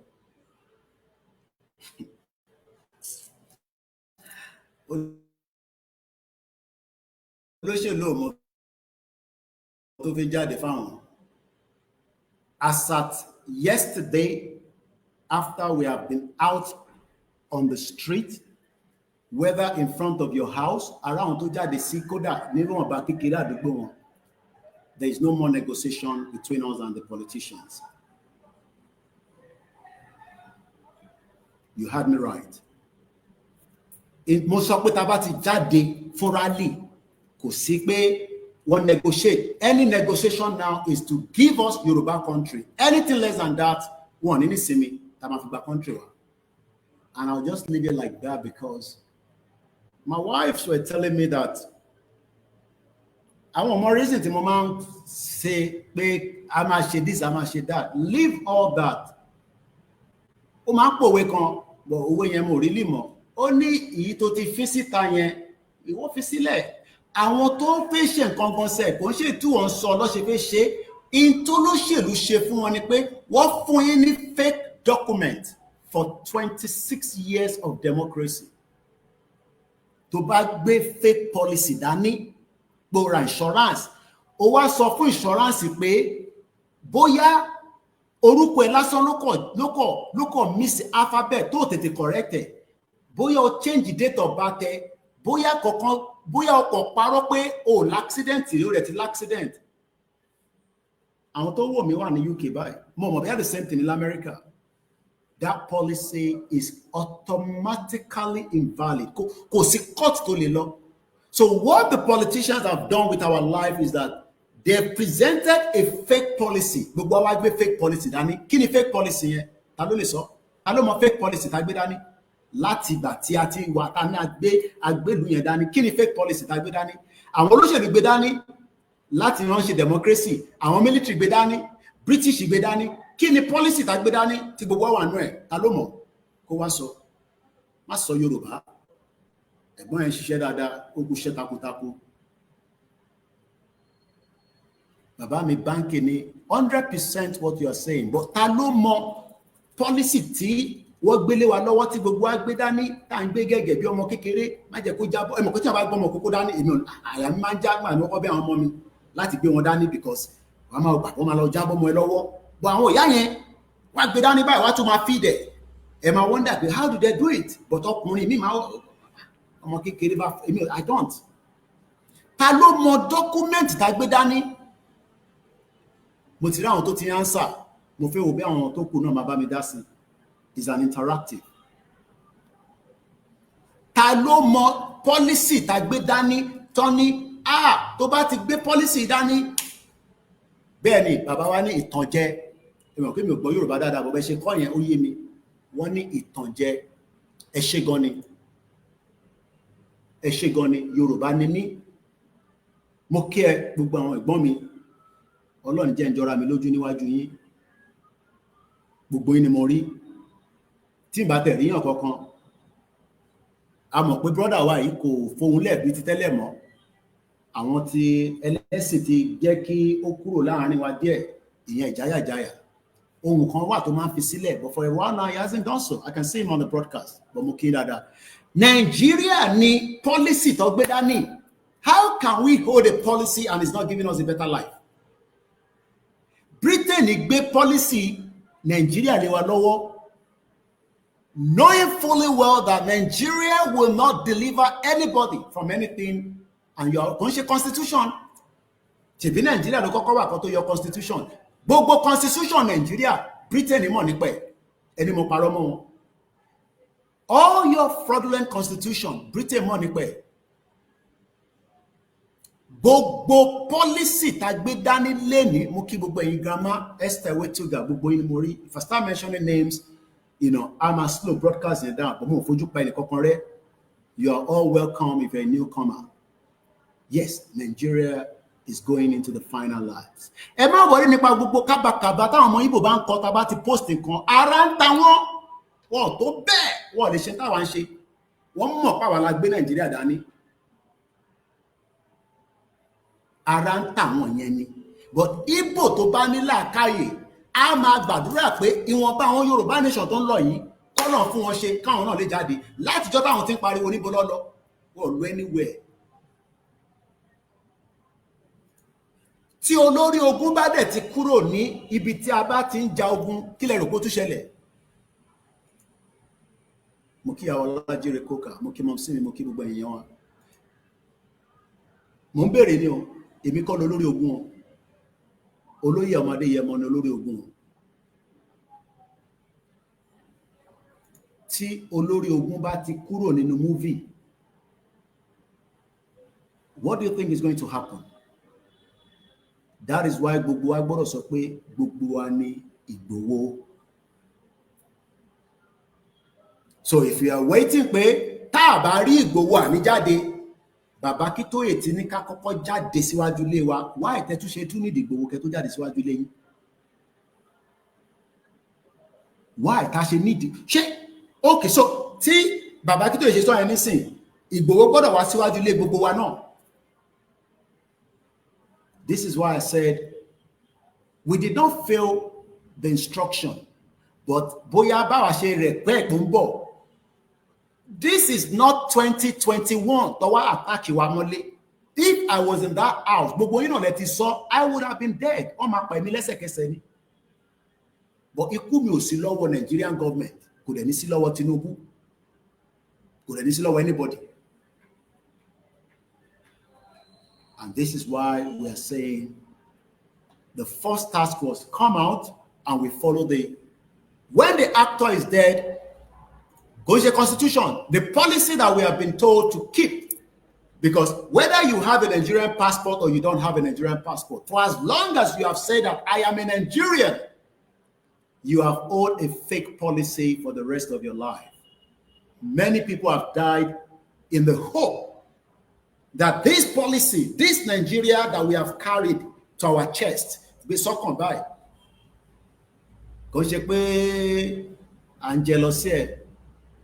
How can you buy that value of car? And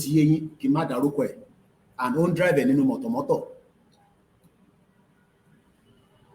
Kò tún lúwa lè drive kọjá inú mọ̀tọ̀mọ́tọ̀ yẹn, kò lè gbé lọ sí ìlú ẹ̀, kó dá lọ fún rẹ̀. Do you know that people can drive the best Ferrari from London to Scotland and nothing is going to happen to them? Kódà wàá mọ̀ pé wàá mọ́tò. Tó bá tún wá fẹ́ gbé kọjá border kó tún lọ sí Germany. Wọ́n ní tó bá dé Germany títí olóyè ló lè sọ torí mo ti dé Germany. Bí àwọn Ajakun àti mọ́mísí mi àtàwọn tó lọ bá olóyè celebrate because wọ́n drive lọ ni. Bẹ́ẹ̀ ni ìyá yẹn drive àwọn méjì lọ gbé mọ́tò wá. This is why we are saying that okay lówó nínú Nigeria, okay fine, tó bá wá lówó yẹn tán kọ́ kí ló máa fi ṣe? Ọlọ́run jẹ́ lówó, tí bá ti lọ Mẹ́kà máa gbàdúrà, okay Ọlọ́run wá bless olówó yẹn, kí ló máa wá fi ṣe nínú Nigeria?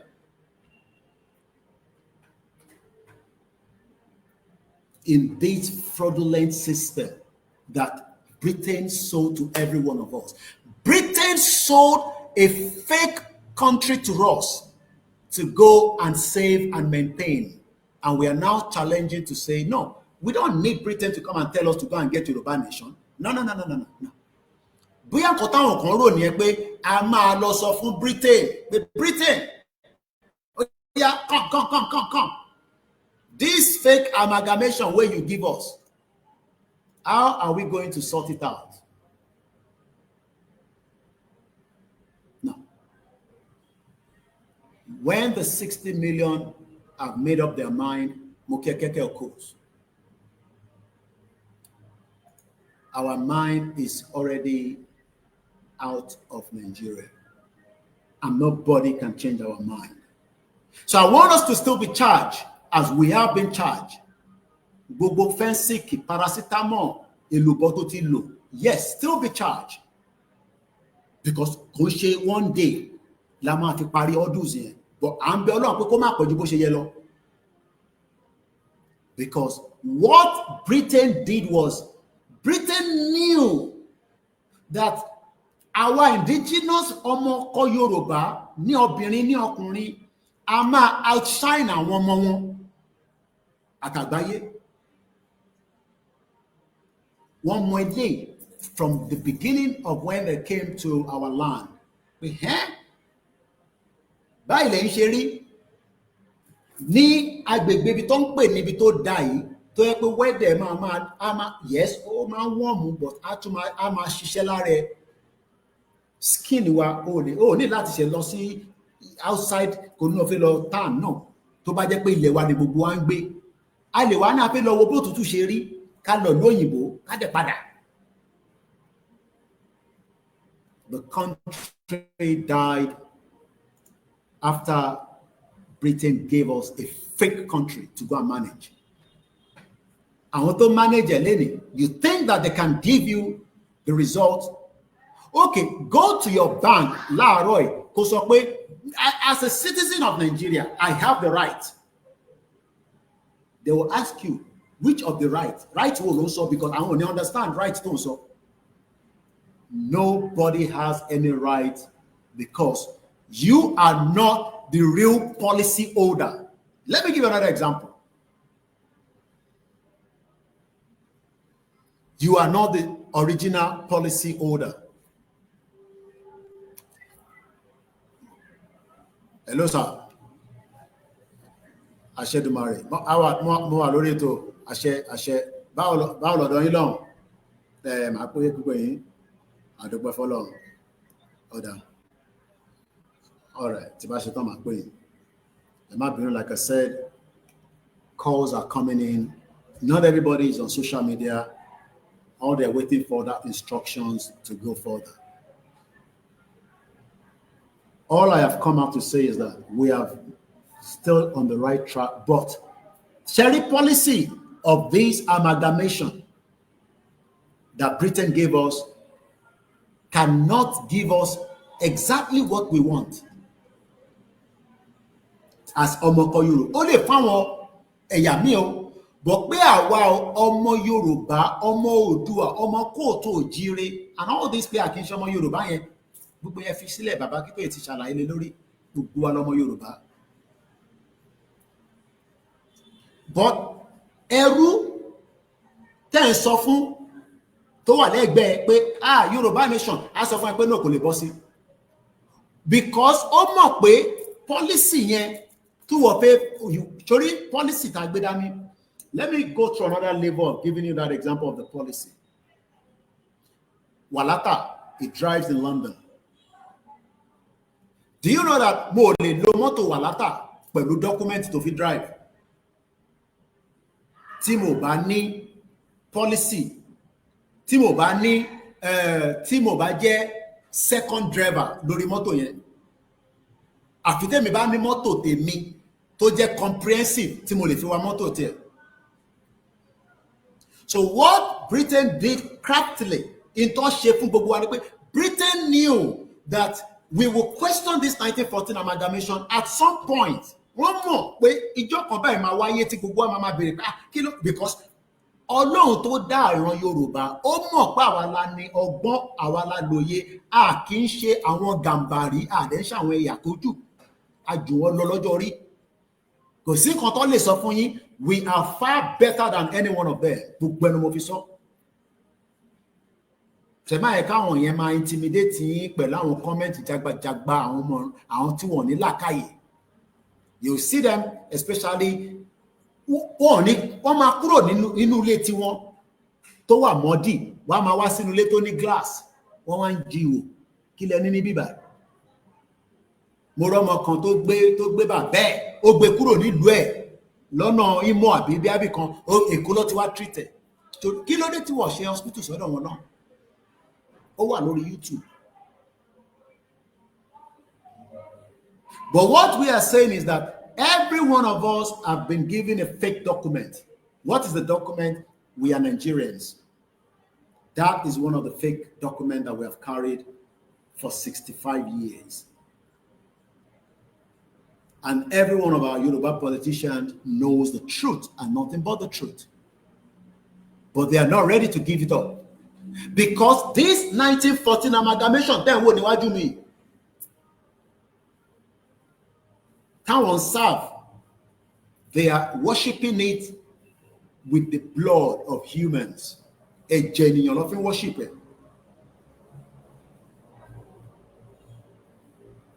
Every single politicians in Nigeria are using human blood to keep this 1914 amalgamation. Human blood, ló ń lò. How do we then end it? So that kí àdúrà tó ń gbà kó má máa pẹ́ ju bó ṣe yẹ lọ, kò ń ṣe àdúrà tó ń pẹ́ yẹn ló ń dì bẹ́ẹ̀. There is a system that is called Nigeria that is not the policy we should own. Àwa kọ́ la ní policy yẹn. Ọlọ́run tó ní wá, tó dá wa, tó fi wá mọ̀nà, ó sọ fún wa pé lórí ilẹ̀ yìí ẹ máa jẹ, ẹ máa bí sí, ẹ máa rẹ̀ sí, ẹ máa dàgbà sí. That is why we are going to fight to take it, because nobody is going to give you that freedom to go for free. We will do everything in accordance to our exit. We are already kò ṣe pàṣẹ fẹ́ andro de rally àti wà nínú rally báyìí. Àti wà nínú that futuristic to take us out of Nigeria, and it's not going to be easy, but we will fight it till the end. Because amamaji àfi tá bá ti wá gbọ́ pé bàbá ti sọ pé ilẹ̀ Yorùbá ti dúró, that means there's a declaration.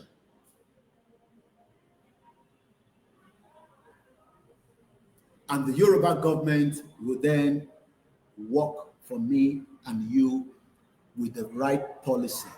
What is that policy? Our identity. This 1914 amalgamation is not going to give us our identity. And I don't think any one of us wants to lose our identity any more longer.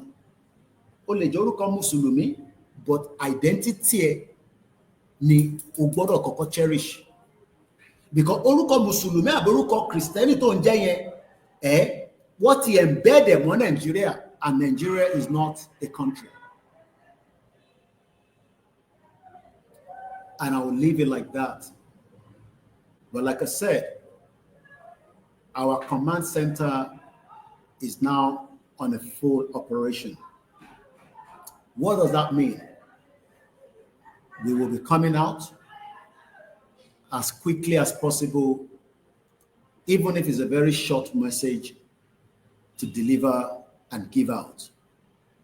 Emma Binukwe, we could not start this yesterday. It's still many things that was holding us back, and which was many of our complaints about how the rally have started. So let me end the broadcast because I have other things I need to attend to.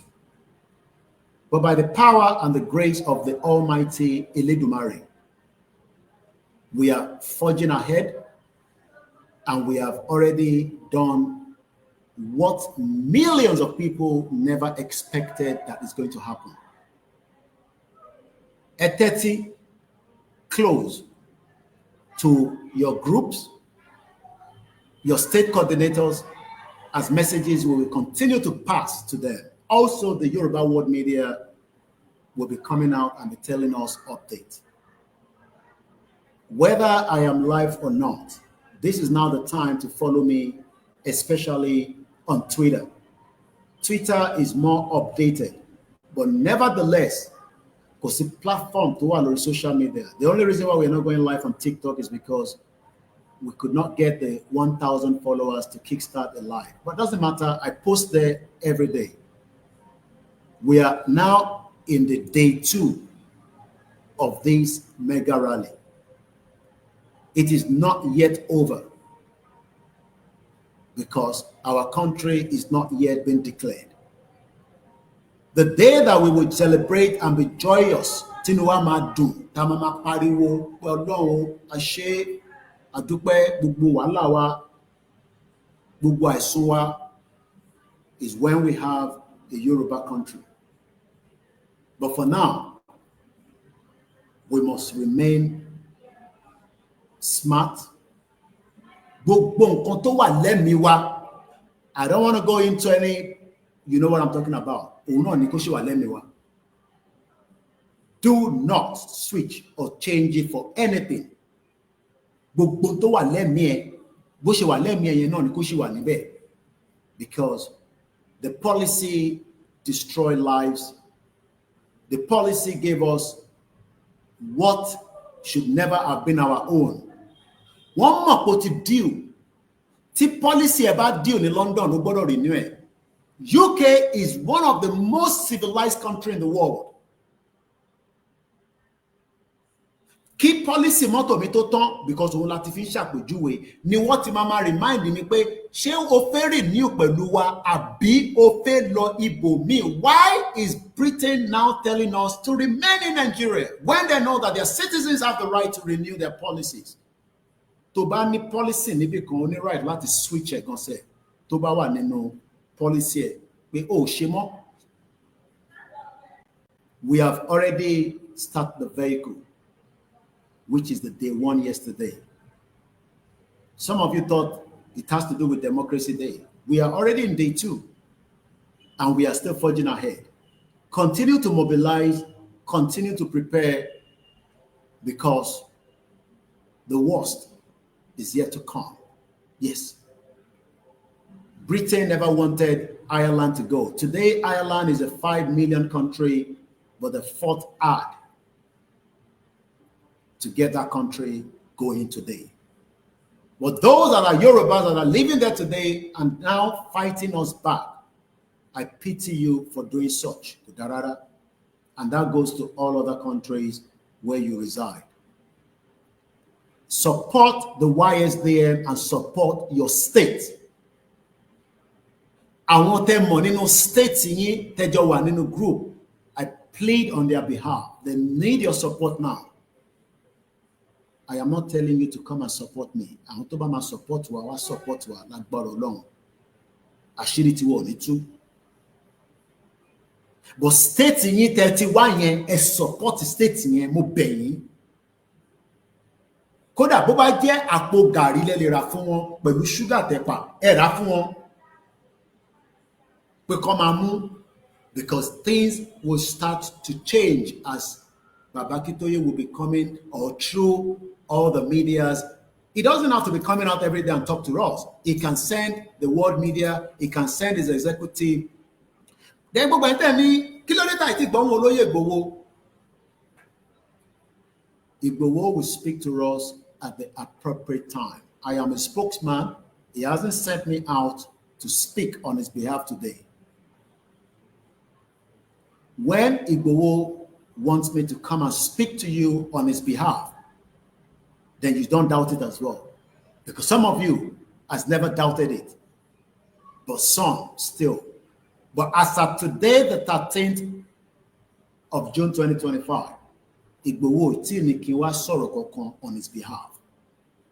But I can tell us that Ìgbòho is monitoring and being frequently updated on the development of what and where we are in this mega rally. That is all I can say. We are grateful to have him. I repeat, we are grateful to have him because many of his caliber are in Yoruba land. But àwọn náà kọ́ ní pé bí akígbòho kọ́ fi mú sílẹ̀ díẹ̀ káwọn tẹ̀lé lẹ́yìn. Ọlọ́run á wà pẹ̀lú gbogbo yín pátá, gbogbo ẹ̀yin tí Ọlọ́run fún ní ìtẹ̀jogún lọ́wọ́ bàbá ńlá yín. Ẹ wá jẹ́ ká lò dáadáa nígbà tí àsìkò bá tún máa change. Atẹ́gùn tó ń fẹ́ tó bá go into storm nígbà míì ò ní láìkẹ̀. Àwọn tó ń gbé l'Amẹ́ríkà ló lè ròyìn fún ẹ. Ilẹ̀ Yorùbá ò kí ń rí gbogbo nǹkan bẹ́ẹ̀. Ìjì oríṣiríṣi àwọn ò kí ń rí. But we need to end the policy that we have used for 110 years. My name is OLAYOMI KOIKI, and I remain your last man, the loyal to Yoruba people. Àwọn tó bá fẹ́ dàrú lẹ́yìn, Ọlọ́run ni fún wọn ṣe. Kò ṣe pé wọ́n sí, I know, but Ọlọ́run ni fún wọn ṣe. But as long as I am still in this movement, tí mo ti kú, ìrìnàjò yìí máa débi tó ń lọ, lágbára Ọlọ́run. Be rest assured. I am still in Africa. It is a bit painful that my children will not see me for some time. But at some point, their future will be bright. I have lived in UK for 27 good years, and I did not lack anything. Koda 15 years, Timothy, anyway. Koda moment, anyway. You know, one of the best things I enjoy for that 15 years, I had access to drive because let's say case and multi-gba driver license me. Which anything too difficult don lati gba. Mo gba license me within the space of 3 years to UK. And that car that I drove was licensed, MOT, and that gave me access to UK. I was just going everywhere I wanted to go. That was one of the freedom I enjoyed. Ìwọ ní mọ́tò nílé nísìn, kódà kábúkábú ló ń ṣe. Ọlọ́pàá ń dẹ dúró torí kò value ẹ because the policy is wrong. Ẹ má ní kí n dárúkọ gbogbo yín. There's quite a number of people. I appreciate you all. I love you as you love me, but I can't love my wife and my mother less for standing strong. I am not worried about anything. Never have I been worried in this movement, and it still remains like that. Atidele leri oku díẹ̀ ni. Wọ́n fẹ́ mọ̀ dí abájọ ni. Wọ́n fẹ́ mọ̀ dí abájọ ni. Àìmọ̀ dí abájọ ló ń bí politician nínú, ló ń bí Tinubu nínú. Wọ́n fẹ́ mọ̀ dí a. Ẹ sọ fún pé gbogbo tó ní kó lò. Àwa sọ fún pé a ní Ọlọ́run lókè, àdèlà ọmọ Yorùbá. No retreat, no surrender. And on that note, I will leave it like that. I might be back again, but if I am not, and you don't see me for a few days, my team will be coming out frequently and be giving us updates. And we will continue to share our message of peace because we want it peacefully, but we will drag it if it does not be peaceful. It could be M1, and that will lead us out of Nigeria. Stay strong, stay focused. Don't lose the plot. Ẹ má bínú débi pé ẹ má sọ̀rọ̀ sí bàbá Akintoye àti Olóyè Igboho àtàwọn tó jẹ́ leaders wa. No matter what, they are working around the clock, and that's all I can tell you. I am behind the scene. The scene is good, it's green. Kò sí nǹkan tó ṣe. Kò sí stain kankan nínú ẹ̀. Yes, kò sí nǹkan tá fi ṣe láyé tá ní mo àwọn ọ̀dàlẹ̀. But Ọlọ́run á pa wọ́n lẹ́nu mọ́. Ìtọ́ Ọlọ́run bá dẹ̀ pa lẹ́nu mọ́. Ẹ sọ fún Ọlọ́run pé kó mú kúrò lórí ilẹ̀ ayé, kó máa lọ, kó má fi tiẹ̀ dá wa dúró. Mo kí gbogbo alẹ́ nǹkan sí o. Ẹ má bínú pé mo nílé ìdárúkọ gbogbo yín. I gotta go now because I have other things I need to work on. Koikimedia, bringing the world closer to your doorstep. Ẹ má gbàgbé, your support to our ilé-iṣẹ́ is still needed. All the contribution is voluntary and we're grateful. God bless Yoruba land. God bless Baba Akintoye. God bless Igboho. God bless all our mothers. God bless every single one of us. The fight is to get Yoruba nation and it to come true.